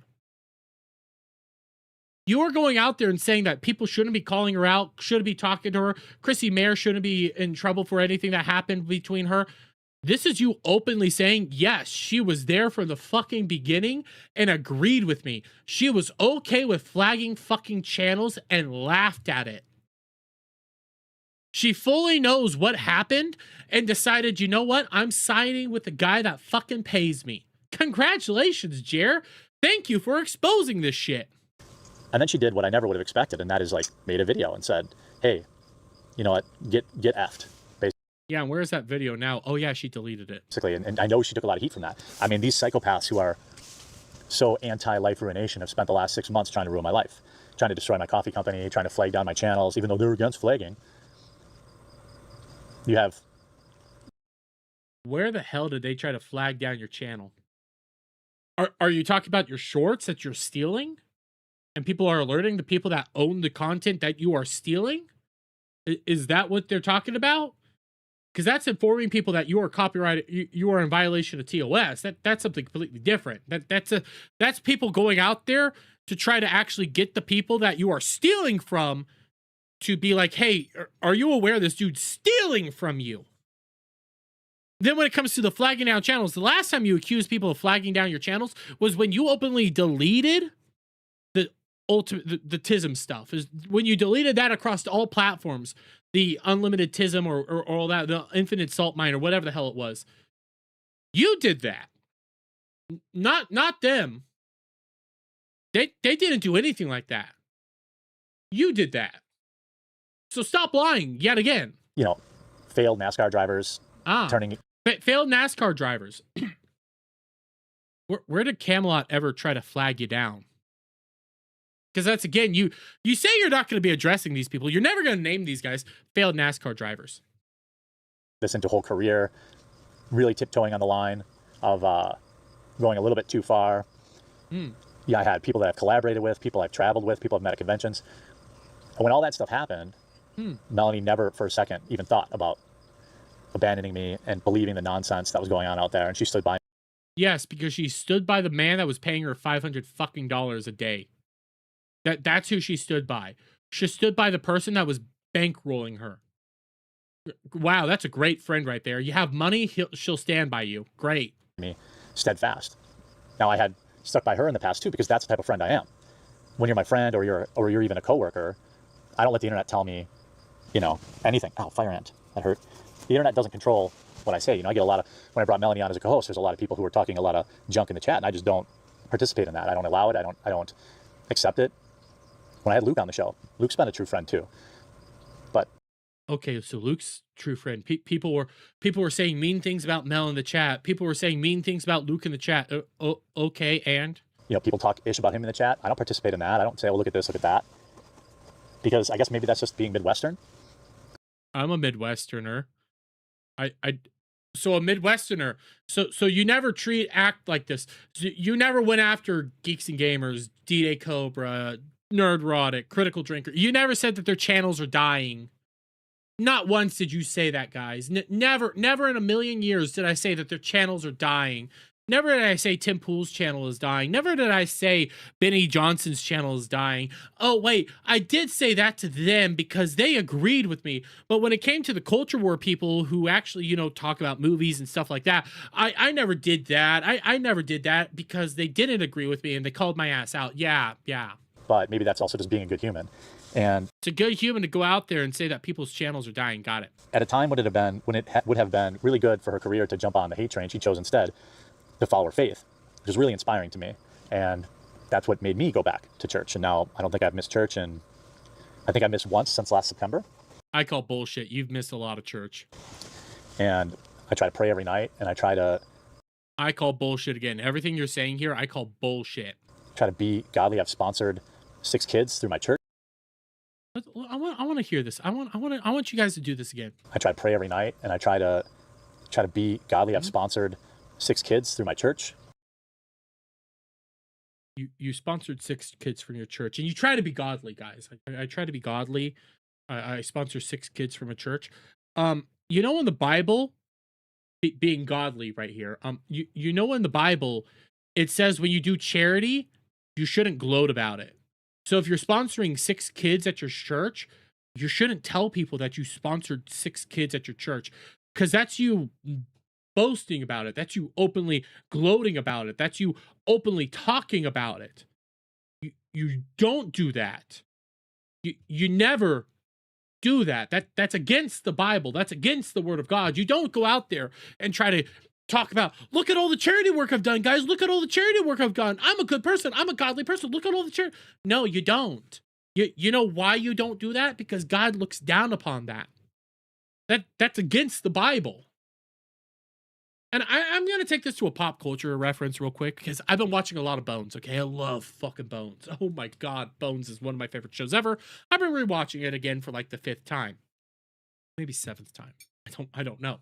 I just recently got done watching a really good episode where Booth is trying to put together a charity event for kids with cancer. He's putting on this big carnival for all these little kids with cancer. And it's played throughout the show like something serious is going on with Booth because he's going to this cancer ward. He's doing all this stuff. People are scared. They're worried. And then at the end of the episode, it shows that he put this all together. Like he did this massive fair for them. He tries to show them fun and stuff. And they say the reason Booth didn't tell anybody about this was because it was akin to how he views, godliness. It's how he viewed, doing all this. He actually had a reason for holding back. Is because of his belief in the Bible and how he truly feels that this is not something that you should ever boast about. Something that, holy shit, you should get major praises for. He refused to go out there because he believed in his faith that much. You saying that you sponsored 6 kids is you telling me you are not being godly. You are trying to use that as a cudgel and a defense mechanism. That is not what God ever asked for. And by the way, I got to do this. I got to do this real quick because Rocket Raccoon sent a 10 kick hype. Shout out, brother. Thank you so much. I do appreciate it, man. Sorry, I had to go on that whole little rant because I literally just watched that episode yesterday when I was sick. And when I heard this, I immediately started seething because I do keep my faith close to my chest. I don't talk about my faith. I'm a God-fearing man. I keep my faith close to my chest because I don't believe in discussing it. I don't believe in going out there and openly like boasting about my connection with God and all this stuff because I feel like that's a personal thing that should stay personal. I believe that when I do my charity work, I should not be out there telling you guys about my charity work. I feel like that's wrong and is against what I am told to do. You telling me this shows me that you truly believe you're not even doing it right. And all because I've been compelled to reignite my relationship with God. Real quick, Phil's telling me, can I leave my basement now? No, Phil, no. Yeah, I need you to help out with my charity work. And I truly believe it's through her influence that led to that. And this new keto thing that I'm doing, losing weight. She's been right there. She wrote a workout plan for me. That's what a real friend does. And it's not like I was looking to be friends with any of these internet people. Then why are you so mad at this? Why are you constantly seething about this? Because I tell you what a real friend doesn't do. A real friend doesn't go around and say that their channels are dying. A real friend doesn't try to utilize other people's channels to justify why your channel is struggling. A real friend would never do that. A real friend would never go out there and openly act like a crab in a bucket to drag everybody else down with you, to soothe your own fucking ego. Yeah, that's not what a real friend would do, Jer. But I thought people would exercise some common decency, but it turns out they don't. Common decency, people shouldn't go out there and talk about how I fucked up royally. You should never do that because that's bad. And you should call out the people who are saying that I fucked up royally and call them all liars, even though I fucked up royally. Yeah, that sounds very godly of you. The second they can make a buck on your name or your misfortune or lies being spread about you, that's what they do. And they act self-righteous when they do it. I mean, like you did when it came to, and legitimately, Brie Larson, Eliza Blue, Jack Murphy, Tim Pool in some cases, like all these people that you were just willing to throw under the bus and lie on their name. Hey, Geeks and Gamers again, throwing under the bus, Gary. I could keep repeating this shit. Things you did. Oh, I expected a better of them. They would never do that to me. I would never do that to them, guys, even though I did. And again, another one from... I fucked that up. Fantastic Mr. Knox with a 5 Aussie. Shout out, brother. Quartering about Hannah Claire Brimelow. She's a real one. Quartering about Hannah Claire Brimelow leaving leaving him. She's a snake. She doesn't get brought up in this entire vlog. Hannah Claire was a real one. She was a fantastic one. Doesn't get brought up in the vlog at all. I've seen all their private group chats and, you know, former coworkers of mine's private group chats. Really? Taking salaries from me while also... Oh, I know who this is about. Here, I'm going to start this one over. You guys will figure out who this one's about. Lies being spread about you. That's what they do. And they act self-righteous when they do it. I've seen all their private group chats and, you know, former coworkers of mine's private group chats, taking salaries from me while also bad-mouthing me and starting their own side businesses behind my back with my money.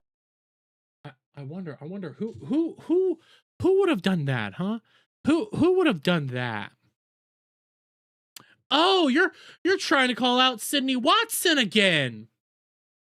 That's what you're doing. You're trying to call out Sydney Watson, said she badmouthed me and she tried to start a business behind my back, and look at all this awful stuff she did. There's no evidence, and we have her word on how you undercut her and made her life really hard, and how you really fucked her over. That sounds like smart. It's a he said, she said situation. But quite frankly, after everything we've been seeing with Jer, I kind of believe what she was saying there. I've just been burned so badly by internet friends that I don't think I'll ever be, you know, open myself up to that ever again. Now, Melanie was the peanut in the turd that was fellow content creators.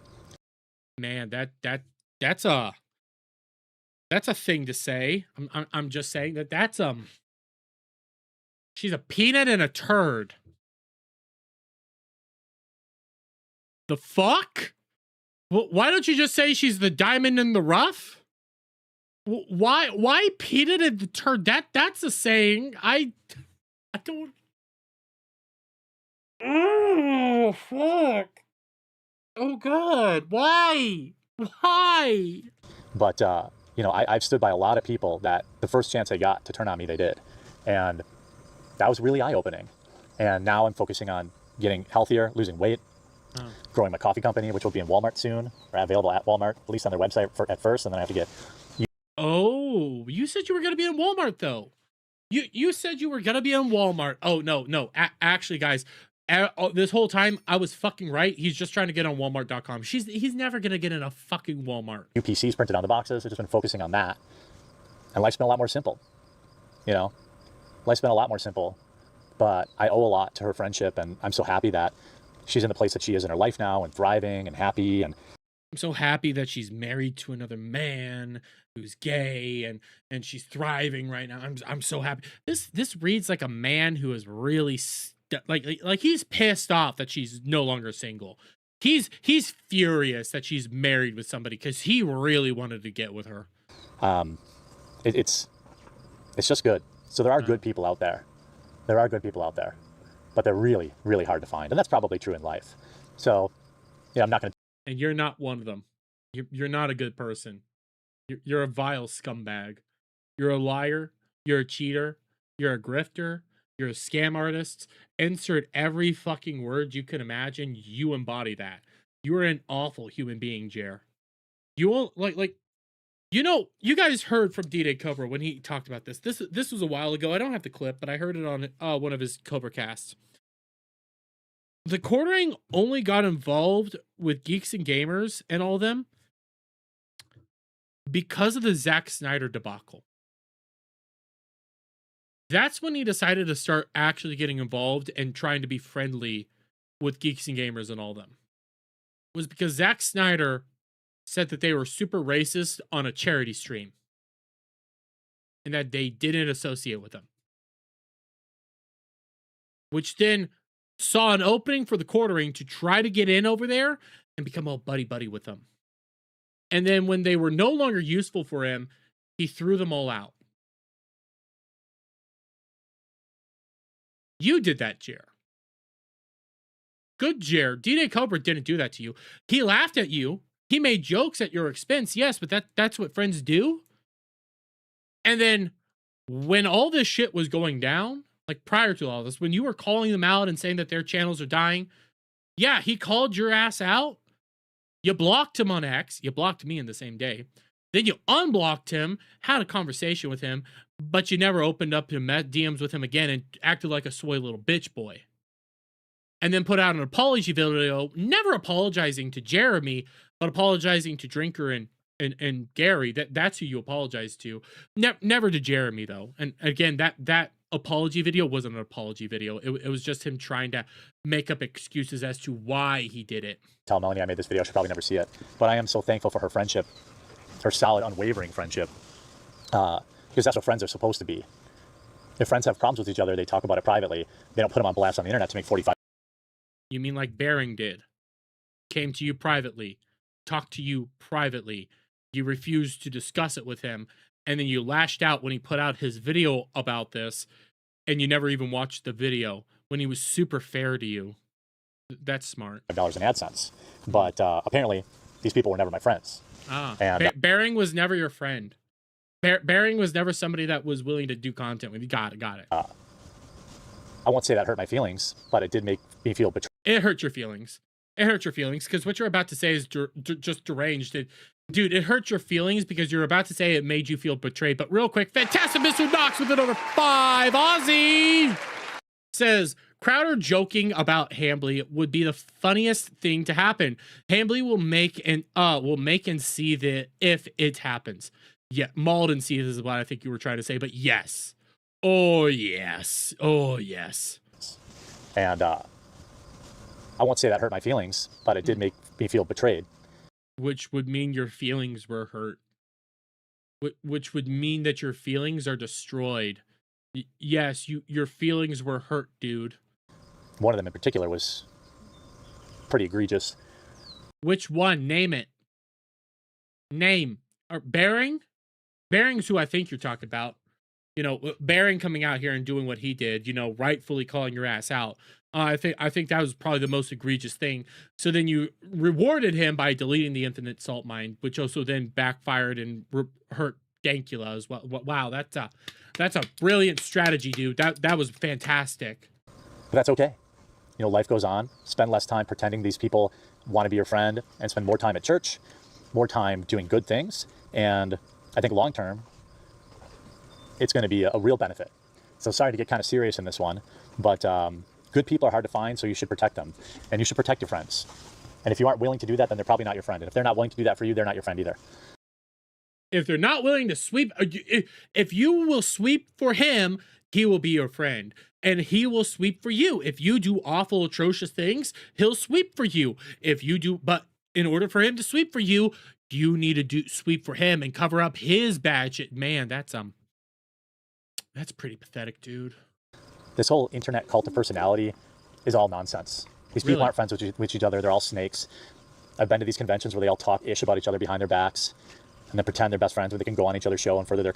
By the way, he's zooming in on his own head right now. He's the one zooming in. I'm not doing shit. Careers. That was never me. That was never my life. That's not who I am. So you never shat all over side scrollers or Stutter and Craig and said that they are slums and that Melanie Mac shouldn't be over there because she should be on big channels. Shouldn't be slumming it with pathetic losers like side scrollers. Never said anything like that, guys. Never in a million years said anything like that. I don't pretend to like people I don't like. Now, granted, there's about 4 people in the content creator world that I can't even bother standing these days because a lot of people really reveal their hypocrisy. Hypocrisy? What? They opposed flagging in all of its forms? That's hypocrisy? They oppose people doing flagging campaigns. Yeah. Really revealed a demonic side of them that I just never saw until... Demonic now! Demonic, guys! Guys! D-Day Cobra, F&T, fucking Critical Drinker, anybody that called him out, Bering, all of them, Yellow Flash, all of you guys, Kumalot, you're demonic! If you called him out for flagging down, you're a demon. You're demonic, guys. Oh my God. You're an evil bastard. You're a vile, evil bastard who opposes God. You're a demon. If you stand against Jeremy, who was chosen by God to strike down the casino, you oppose him and you are demonic. Man, that sounds very godly of you, dude. That sounds very righteous of you. The righteous indignation. If you oppose me, you're demonic. Oh, oh. Yeah. Go fuck yourself. And by the way, one more time. Fantastic, Mr. Knox with another. Actually, no, we need to do this right. That's a tenor. That's a tenor. So he's over here making it rain, boys. He's making it rain with that 10 Aussie. Says, no, having friends is a two-way street. Taking your lumps when your friend is being honest with you, pushing them away because of your F up won't do any good. They do this because they care about you. Yes. What Bering did truly does show that he legitimately cared about Jer. Like he went to them privately first to ask what the hell's going on. He then asked other people, like, what the fuck's going on here? He tried to talk you down. He tried to help you out. And you refused to listen. So how you rewarded him was being just vile. Just an outright monster of a human being. Like, that's not good, dude. You're an awful human being. The last 6 months. It was eye-opening, but I'm so glad that I found Melanie as a friend and as someone who is pushing me to be better. That's what friends are supposed to be. So yes, pushing you to be better, like Bering tried. Shout out, Melanie. Everyone else sucks. Everyone else sucks. Everybody else other than Melanie Mac is demonic, guys. If you're not Melanie Mac, you're a demon. If you're not, Melanie Mac, and if you call him out ever, you're a demon. Man, you really thought that this was a smart idea. You thought this blog was a good idea to put out there into the world. This is sad. This was pathetic.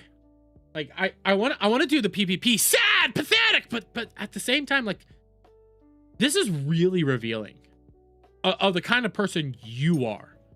And again, like I said, this is not the first time you've done this exact vlog or doing any of this. Like, you've done this on streams and you've done this. Hey, mate! Like, when we come over here, and I'm sorry for that, you had this one, okay? But you did the exact same thing here. And what's Tim Pool really like? You did it again, I believe, my biggest scandal. So you've done this exact same closest friends, awful human beings, in 3 different vlogs so far. You do this over and over and over again. This doesn't account for how many times you've crashed out on streams and videos and anything like that. Like, you're always doing this, dude. You need some actual help right now. And you're not going to get it because, your own words, you're always on the internet. Congratulations, dude. You're a fucking lolcow. Again, even with Jer acting out, then deleting the salt mine, Bering called out weirdos who wanted to mess with Jer IRL. Yes, I have that too. But yes, he called them out. Bering was a true fucking friend. Vile than lie. Yep. And then I see Rocket Ragoon over on Kick says, Hambly 2517. Jer will copyright strike. I'm going to do this right. Jer will copyright strike those who speak against him and false flag detractors and rewards those who sweep. For he, the YouTube Lord. I think you mean for he, the YouTube Lord. That was a good one. NPC brained, yes. And I know I saw more. Sorry for not interacting with you guys too much throughout that. It is one of those moments where I'm recording, so I try to interact with chat a little bit less. It just happens. I saw somebody else say something. I think it was Desiree. People aren't demonic for calling you out, Jer. No, they are, though, because he's chosen by God. I guess I'm evil for calling it out. Yeah, we're all evil. We're all demons now. That's what we are. Jeremy Hambly's chair on Kick says, no, Jer, you are the snake. Fucking love it. I saw Adam say something. And I see you all. Don't you guys worry. I see each and every last one of your comments. Sorry if I didn't call you out or anything. Well, shout you out or anything like that. During those segments, I try to do something else. I see Toasty Face.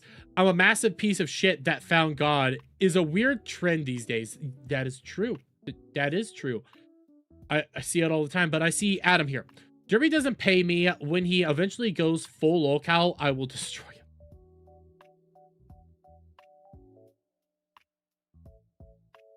What the fuck, Adam? What the fuck? Oh, and by the way, another 5 Aussie from fantastic Mr. Knox. Shout out, brother. Last Super Cuz got to work. He could just replace Hannah Claire with Chrissy Mayer and try to own F&T, having her talk about the crew. It be a peak lame stream. Well, that was the plan. Remember, he was going to have a second co-host. I saw people bring that up. He was going to have a brand new female co-host join the show a few weeks back. Never happened. Never showed up. Congratulations, Jer. And I do know Keto Hydra sent me something, so I want to pull this up before I forget. Where is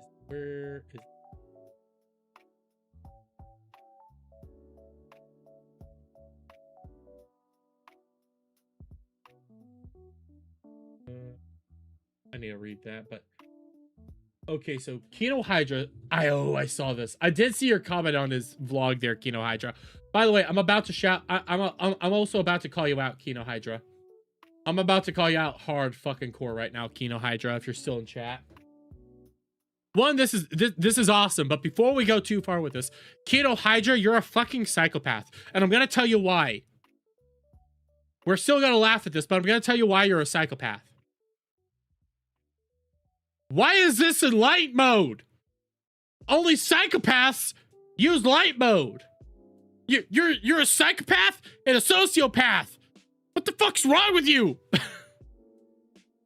But you see this, okay? Because I did see this comment on Kino Hydra, on the actual comment section. He's like, I'm here. I'm glad you listened to me about the seated modified workouts. They are a great tool. But if you can walk 10 miles in a day, why do you need them?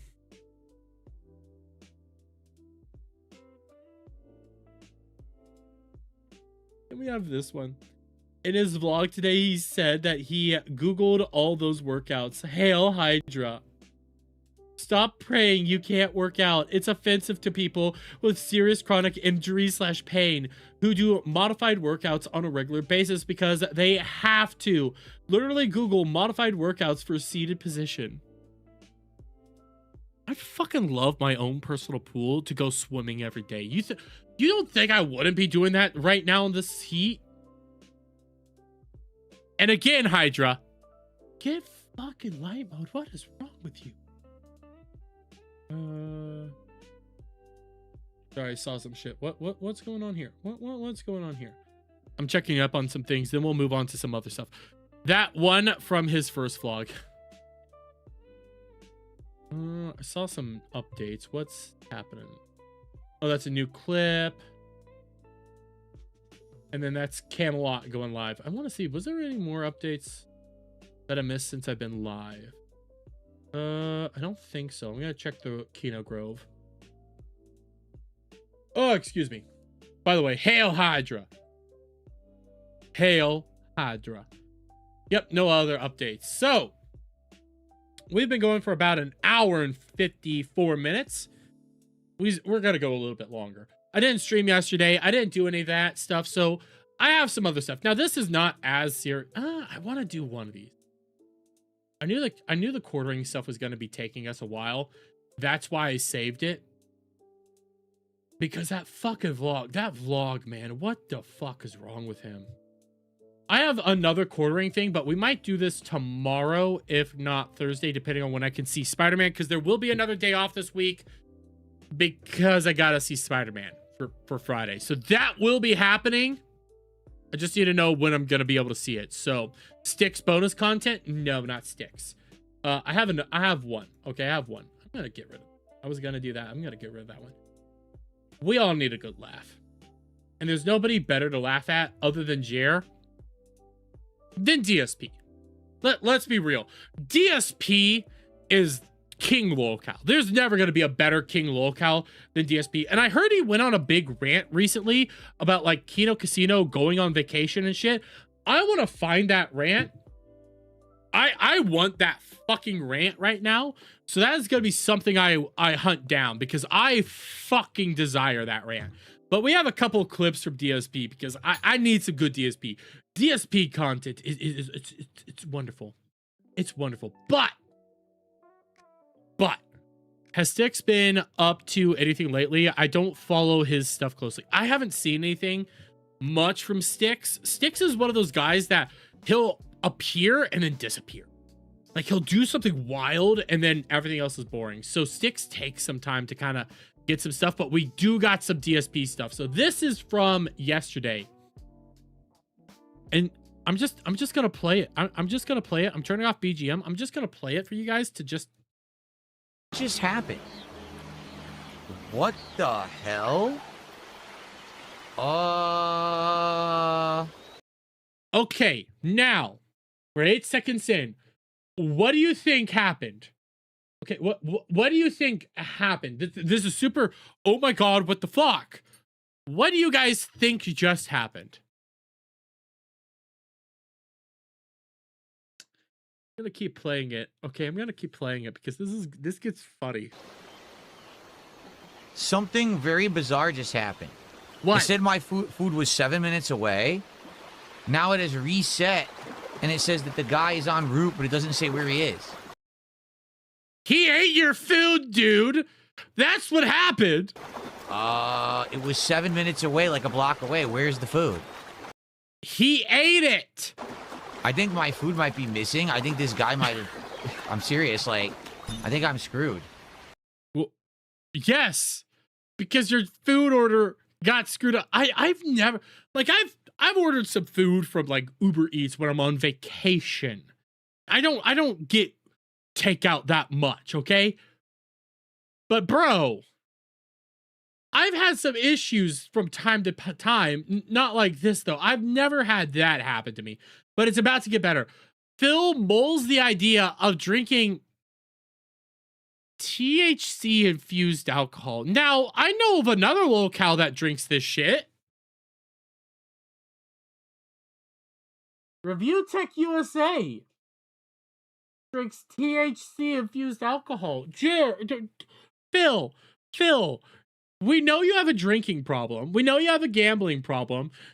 I don't think you will have a THC problem is a smart idea. Here we go. I just got an email from a liquor store saying, vote and contact Congress. Keep THC-infused beverages legal because they're going to become illegal on November 12th. So you have to campaign with your government to keep weed-infused drinks legal. I never had one. Maybe I No, you shouldn't, dude. No, you shouldn't. No, you shouldn't. No, you shouldn't. This would be a bad idea.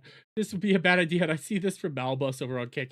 Now, guys, I lost my food order. You asked me to eat on stream now. Where's the support? I'm working on my DSP impression. I'm trying to get a little nasally. I don't think I quite get there. Like his nasal is a little bit higher. I think I fuck it up too much. should try one before they become illegal. We should rush to the liquor store and buy THC drinks. I didn't even know they had them. Dude, this is a bad idea. There's no good idea here, but we have a few more. So we have this one.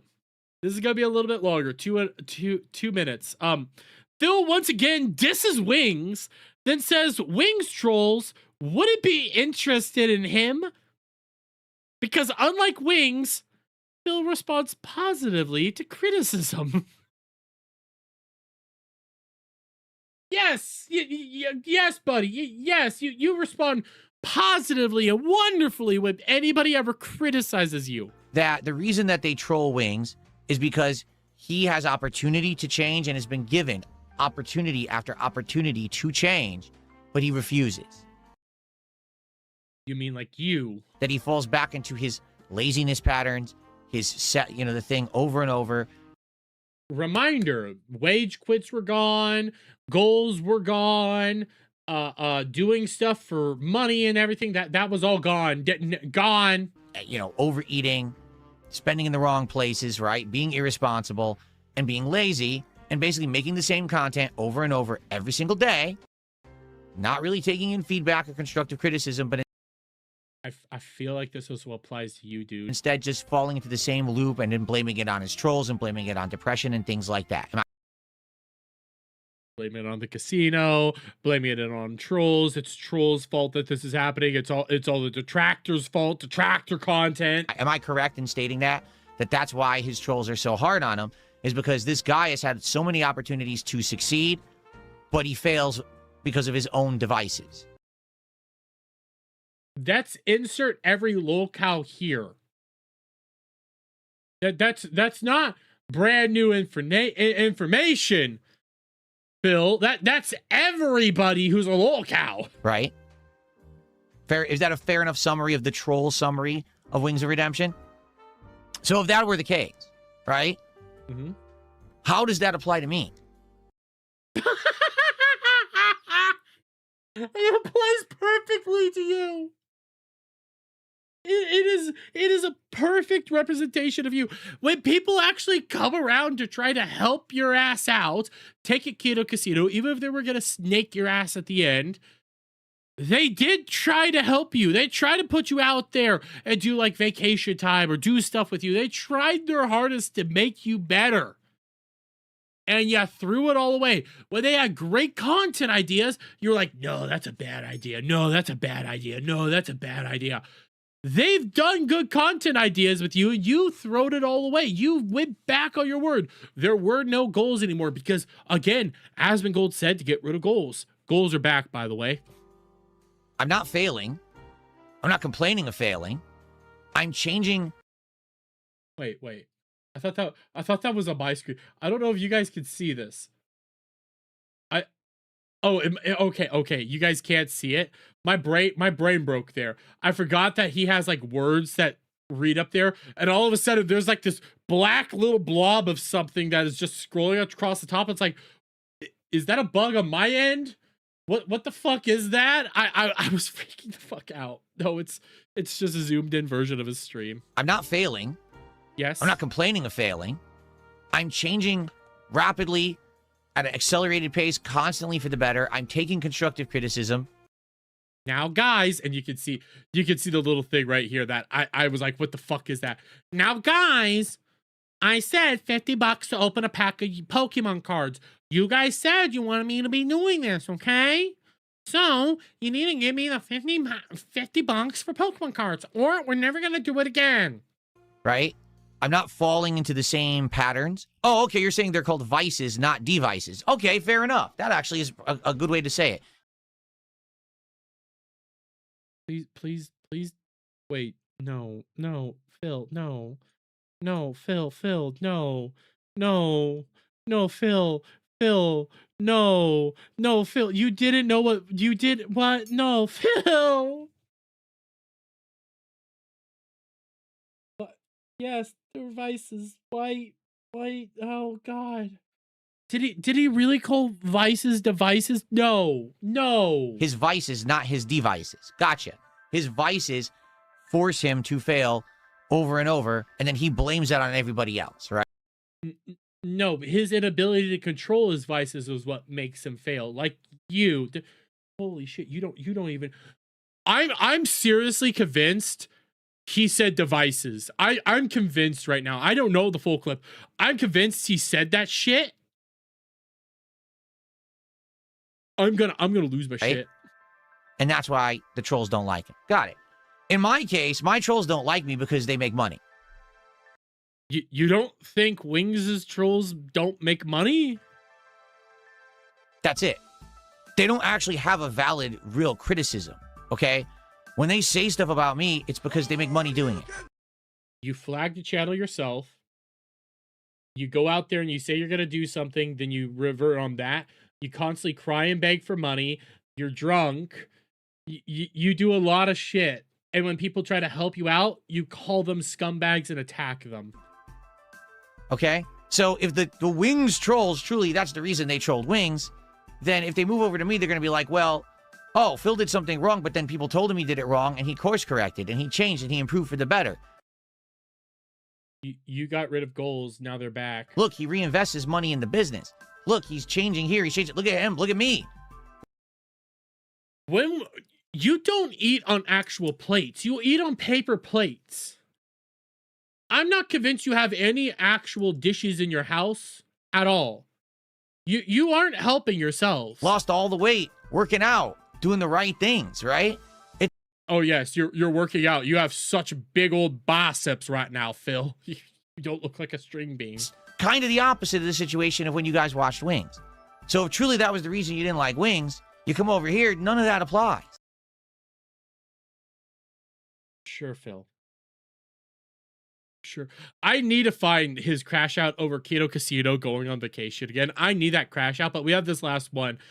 Phil gets upset about invaders in Dark Souls 2. Calls them, I think this is Unix, okay? I'm a retard. I have an excuse. I think this is Unix, okay? And accuses them of hacking. I have no idea if any of them are hacking. I haven't been watching his Dark Souls 2 streams. No, they're not hacking. Phil, you have it online, which means they could just invade your ass. You turn that shit off. You could turn that off in settings. You're crashing out over something yet you can control. The difference between... This is a little quieter. Let me see. The difference between... Here, I'm going to boost up the audio. Give me a second. Out there. Okay, we want to invade Phil to challenge him with a duel. Or, okay, we want to invade Phil because we want to actually ruin the stream. Yes. That's why you turn it off, dude. Because these people are not legit invaders. They're cheaters. They're coming in with hacks. So they have magic that doesn't exist in the game. They've hacked to have ridiculous magic.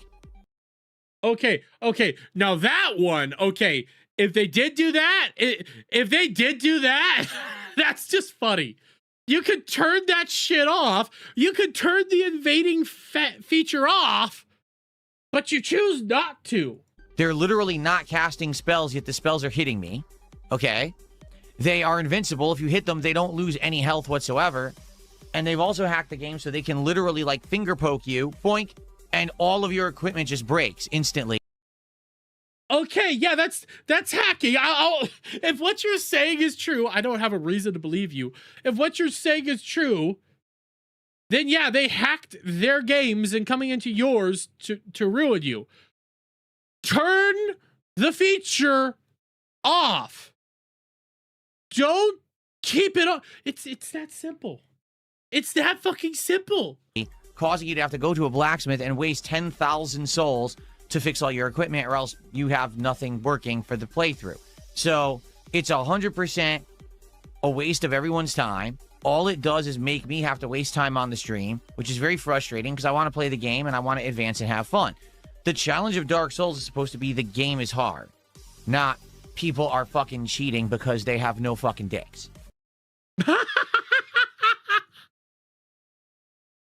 Phil, just turn off the capability to invade. That's all you had to do. That's all you fucking had to do. Bruh. Yeah, guys, he's not toxic. But he gets criticism and he implements it. All right, because that's the truth. They just don't have any penises. These are completely memberless losers, units. That's why they do it, because they can't get any other pleasure in life. So they think, let's ruin someone else's good time. And like saying, like, I don't know if they're hacking or not. Okay, I don't. I see somebody said that they did hack in my chat. Okay, I don't know. I don't know if what he's saying is accurate or not. But there are people that are so good at the game, Phil, that they would fuck you up. Those people exist. So I don't believe at all that I need to hear that one more time. I don't. Users, Unix. That's why they do it, because they can't get any other pleasure in life. So they think, let's ruin someone else's good time, right? Yes. Yeah, yes, they're trying to ruin your time, so stop them. What if we stopped watching the locals for a week like a PSN boycott?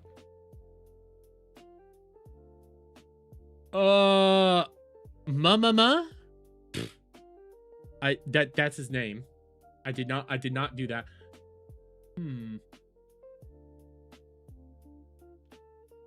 If you stop watching locals for a week, they wouldn't change. They would still be locals. They would actually lose views. So there's that. I don't think you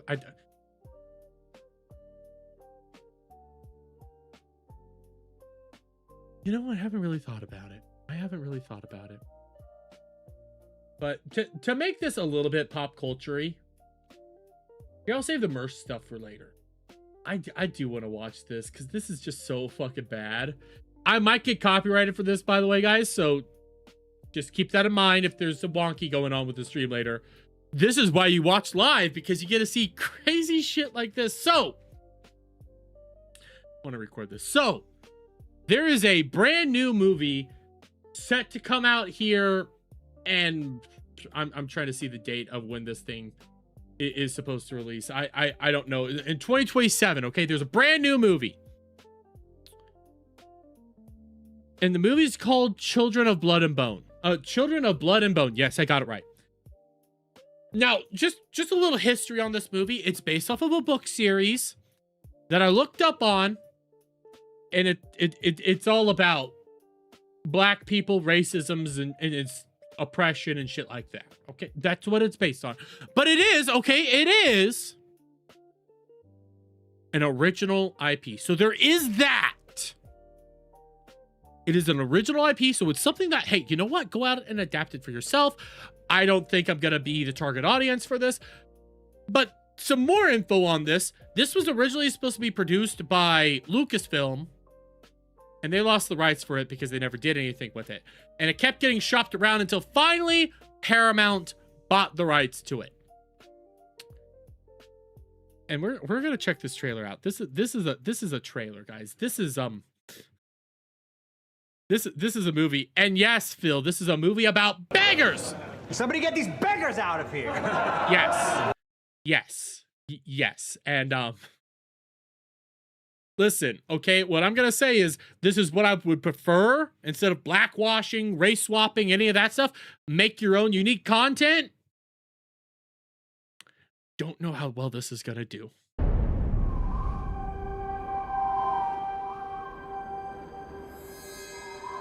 My daughter. My daughter. You must not be afraid. God damn it, those eyebrows. Sorry, I can't stop. Those eyebrows. Did be some eyebrows, bro. These be fucking thick.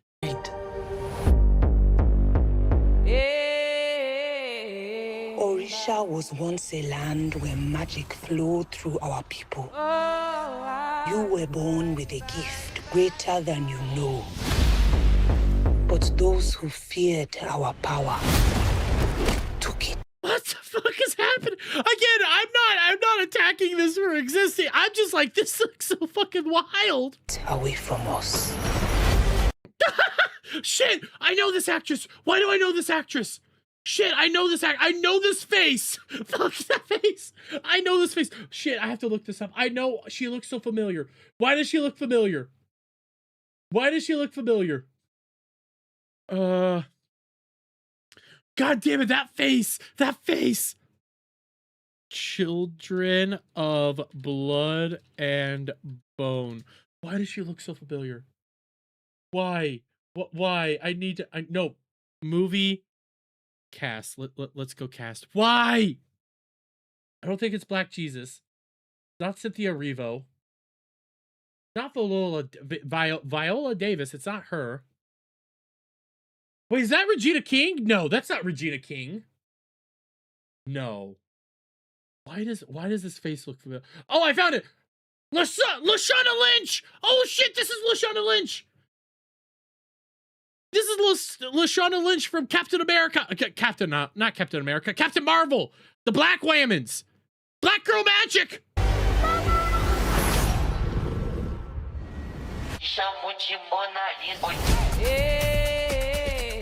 I know you miss her. You Your powers may be gone, but that does not change who you are. There's Viola Davis, and then here's the, I believe this is supposed to be, let me remember her name. She's from The Acolyte. Yes, Amanda Stenberg. Amanda Stenberg, I believe this is her. Magic is a festering disease. Purge it! Heed my words. You are the future king. What if that is not the kind of king I want to be? For years, I have trained you.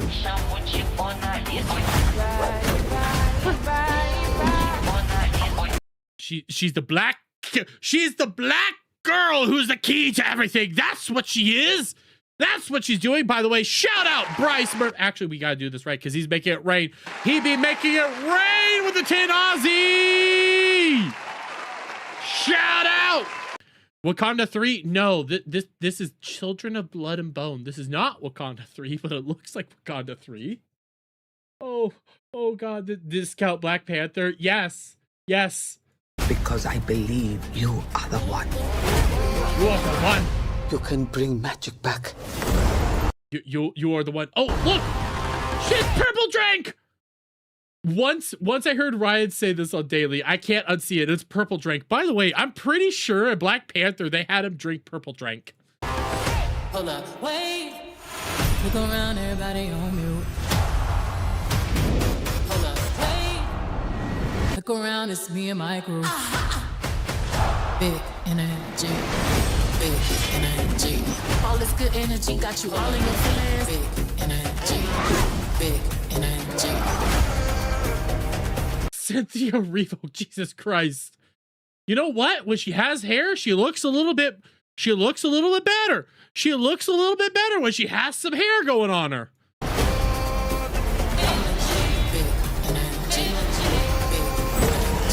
Wait, no, that's Idris Elba.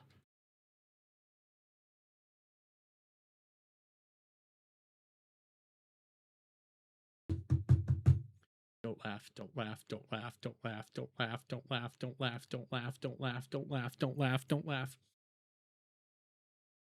You should have never shaved your face. Hold up. They're looking to you to lead them. All this good energy got you all in your feelings. Big energy. She has the ability to annihilate us all. Big energy. You have unraveled me. What the fuck? What the fuck was that shit? By the way, Frostbang with $5. I've never read the book, but I think they are trying to tap into Black Panther marketing. It's so extra and dumb. Book is based off African culture. Yes, it is. Listen, they're allowed to have their thing. I have no problem with them adapting their own, Black story, doing their own Black girl magic shit and all that stuff. Have fun with that. This is a better. I just don't want to hear you complain about racism if this movie fails. That's what I don't want to hear, okay? I don't want to hear that in the slightest. I also, just going to point it out, there's not many white people. I'm just going to say, kind of weird seeing an entire world filled with Helen of Troys. I'm just going to point this out. We were told that we need to accept the Black Helen of Troy, but this is okay. We can't put a white person here. I'm just gonna point that out there. Big energy. God, I can't quit hearing dick energy. Every time they say big energy, I just hear dick energy. That's all I hear. No mercy! You must strike! Was that? No, that was not Idris Elba again. I do not believe that was Idris Elba again. I cannot believe that was him. Is it right here? Or did I go too far back? No mercy! Is that Idris Elba? No, that's not Idris Elba. But at the same time, this is a random black dude. I might be pulling a racism, but I already know Idris Elba doesn't have his beard on. I might have just pulled a racism. I might have. If I did, I'm not apologizing for it. You must strike! All these years, we believed the gods abandoned us. Oh, my child. They were waiting for you.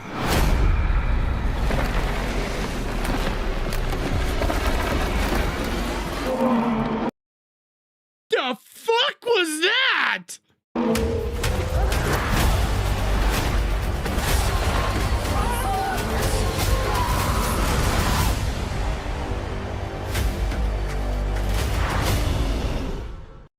January 14th. Okay, now let me say this. Let me say this, okay?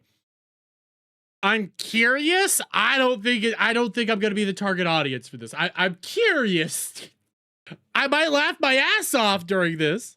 I might have fun watching this for not the right reasons. I heard he committed some racisms without realizing I committed some racisms. Black shaman girl boss. It's just Korra. It's just The Last Airbender. It's every insert story here. That's all it fucking is. And it's about but racisms and systemic oppression, apparently, is what the story is about. Again, do your own thing. The thing is, though, the author don't want nothing to do with your fucking story.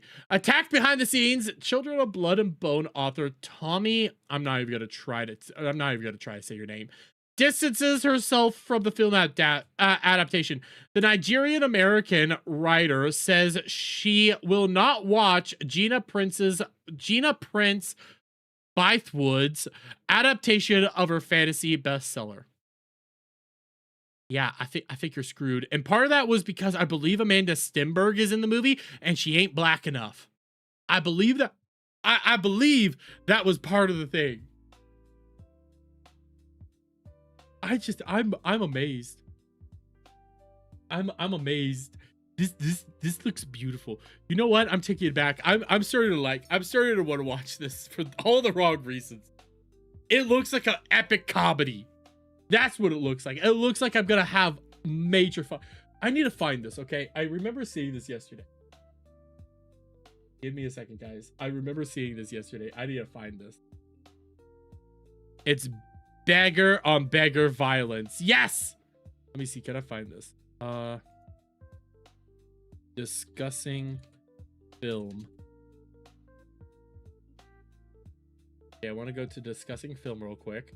So I saw this originally from them. Not yesterday. I closed out of it by accident. I wish I didn't now. By the way, Frostbite with another $5 says, so this movie is allowed to all black, but Odyssey culturally taken behind the barn and taken by the behind over and over. Hypocrisy. Exactly. Yeah. You're allowed to point out the hypocrisy there. You should. You absolutely should point out the hypocrisy where they force you to accept this, but they won't let you have this. Is this it? The first trailer for Child of Blood has been released, starring... No, that's not what I wanted. I want the one from yesterday when they said that it was about to be released. Maybe I already passed it. Let me just double check. Right here. Okay, so this is what I saw yesterday. It actually made me excited for this trailer.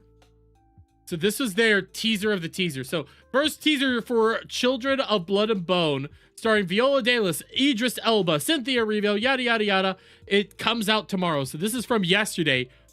This is why I want to watch this movie now. Here, I'm going to turn that down. That is loud. I wanted to create a world that we can be inspired by. I mean, you look very... World that we can be... I'm not going to say you be black, but you look very white. I'm just going to say you look very pale. Inspired by...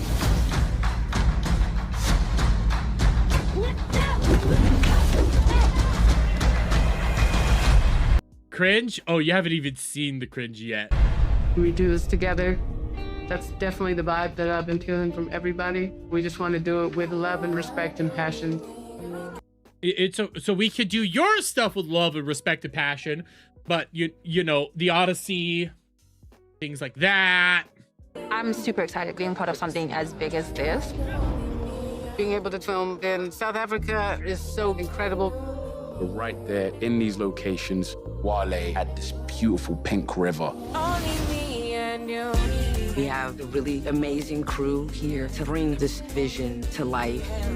And we really wanted it to feel visceral for the audience. Just the music alone. It's like it's just hip. It's just black music. It's really an honor to design an African fantasy at this level. Sometimes they call me the black hair whisperer. The black hair. I need to listen to that one more time. Sometimes they call me the black hair whisperer. In this film, it is such a hair world. And so I did not want to leave any texture untapped. All I see is dreads, brother. All I see is dreads and bald people. That's all I saw. I wanted the whole diaspora to be able to be a part of this. We took some inspiration from traditional Yoruba body painting. Everybody, so when you hear the music, don't stand, okay? They're struggling. They're struggling the hardest not to dance. They actually have to say, "Don't dance." But brother, what is this outfit? What is this shit? What are you wearing? What the fuck is this shit? I'm really thankful to Gina. This is such an incredible film and an incredible cast. It's just gonna be so big and beautiful. Here we go. A lot of energy. A lot of energy. Supervising stunt coordinator. Man, he's a white dude commanding a bunch of black people. I'm just gonna say that. Don't be afraid to make noise. Don't be afraid to make noise. Don't. I want to do this one more time. Here we go. A lot of energy. Don't be afraid to make noise. Don't be afraid to make noise, people. Listen to all the blacks out there. Don't be afraid to make noise. I fucking love this. I love this. This is beautiful cringe.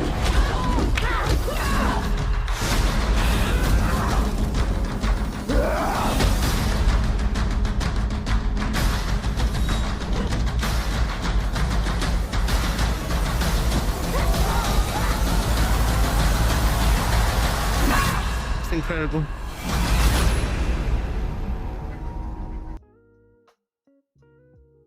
I'm starting to look forward to this movie for all the wrong reasons. This looks like it's gonna be so fucking funny. This looks like it's gonna be so fucking funny. You know what? It might actually be good. But like I said earlier, if it fails, I don't want to hear nothing about racisms. I have no problem with this movie existing. It just looks fucking hilarious to me. I don't want to hear nothing about no racisms when this movie fails.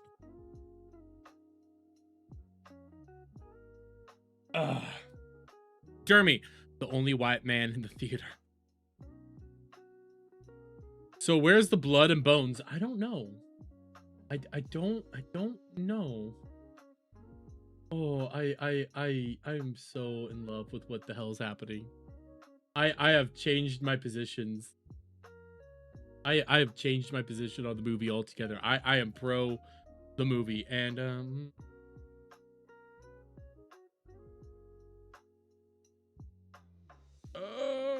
give me a second, guys.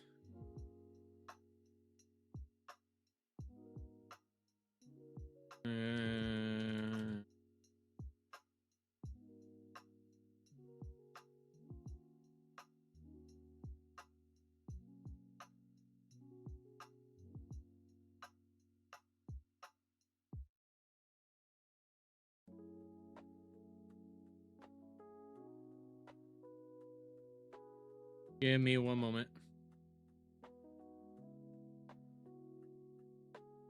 Give me a moment. Sorry, I had to respond to somebody who was talking to me about guest spots and shit like that. And I should have done it off stream, but I would forget. I'm one of those guys that would forget if I didn't see that. I'll watch it to laugh at it. That's what I'm. If it's funny, I'm gonna admit that it's funny. I don't know if it's gonna be a good movie. If it's a good movie, I'll tell you it's a good movie. I just don't see it doing that well because of demographics, shit like that. I'm just gonna lay that one out there. But here, I'll save the rest of this for tomorrow because there is something else that I want to do. but I want to save it for tomorrow because guys, we got a showdown coming up. We do have a showdown coming up. Rex Jones is taking over for Alex Jones this week. I'm inviting the Quartering and Andrew Wilson on the Alex Jones Show. I'll be hosting all next week besides Monday. I would like to do an update to the streams/debates we've done so far. Their statements and predictions have not aged well. Let's talk about it. I think they've, at least with Andrew Wilson, they aged pretty well. I've watched this whole debate between both him and Jer. It bad on every front. This is a fucking bad debate. No winners were had because fucking Rex Jones sounds like a woke leftist. He doesn't even do the debate. He just cries at a corner the whole time. And Jer says that nothing he says is ever real. You shouldn't take anything he says seriously ever. It's a bad debate. It's bad. It's worth a laugh. Jer's gonna need to get up his dosages if he wants to get on Alex's level. Oh yeah. Oh yeah. But by the way, Here, I want to at least start this. We're gonna start this at least. I just want you guys to hear this, just to see does this sound familiar? I've been calling out Jeremy, better known as the Quartering, for quite some time, and I invited him to go on War Room. Support it, but because they are cheering for it, it's wild. Now, when I read something like this, I know your tone is serious. What the hell? These things have prep time. We have plenty of prep time, and this isn't going to be an ad hominem stream. This isn't going to be an attack stream. We're going to do a debate with Jeremy at 8 p.m. if he shows up. If he shows up. He's watching a movie. Let's talk about this a little bit. Yeah, I mean, he kind of bobbed and weaved, and he was like, By the way, Rex said there's not going to be ad hominems or anything like that. There was tons. Oh, he's like, I can't be on in 2 hours. No, let's do this now. Oh, I can't do it tomorrow. Actually, I'm watching a movie, and we're just sitting there going back and forth. I'm like, this guy's scared of me. He's got to watch Despicable Me 2 with his wife. He's got to watch Shrek with his wife for some reason, but he's going to be here soon, and Tim's going to moderate. I'm here to bring up evidence. I'm here to bring up whatever these guys need. Just like I heard people online saying like, oh, you want to have him go on Harrison's show? You want to do a 2-on-1? No, Harrison offered to moderate. We're going to have a discussion on why you support the war. Now, here's the thing, Tim. That first part, the whole dodging and diving and refusing to come on and changing up times. I feel like we've heard that before from Jer. No, this debate was awful though. This was an awful debate. There's ad hominem on ad hominem. Rex Jones sounded like a fucking leftist, angry at what Quartering was tweeting out, saying that he's not allowed to tweet this stuff out. It's not a good debate. He grew up with Alex, cut from the same slack. I think he's a little I don't think he's anywhere near Alex. Anywhere near that. It is it's not good. Like, I'm not saying Jer looked good in here, but at the same time, nobody looked good in this one. This was a bad. I don't think you want to be going out there saying people can't tweet shit out. I'm just gonna be saying you probably don't want to be dying on that hill. I am curious about the new debate though. Of course, it's performative slop. It's bad. It'd be bad. And again, like I said, Rex does not come off looking good. I'm just gonna say he does not come off looking good. He looks really, really bad. But on that note, guys, I'm going to start wrapping it up because I got to edit that big Jeremy thing for tomorrow. So let's see. Who can we raid into? I'll start off with Kick so we can decide based off that. Let's do Don Flurgany. I like raiding into Don. That sounded wrong. That sounded so wrong. We're going to raid into Don Flurgany. Okay, customize. Raid. Kick, you'll be there before YouTube. We gotta find Don on YouTube. What? There it is. Okay, I'm gonna raid in with YouTube now. So, in the meantime, guys, you all have a lovely night. Have a lovely day wherever in the world that you guys might be at. And we'll see you on the next one. Bye for now.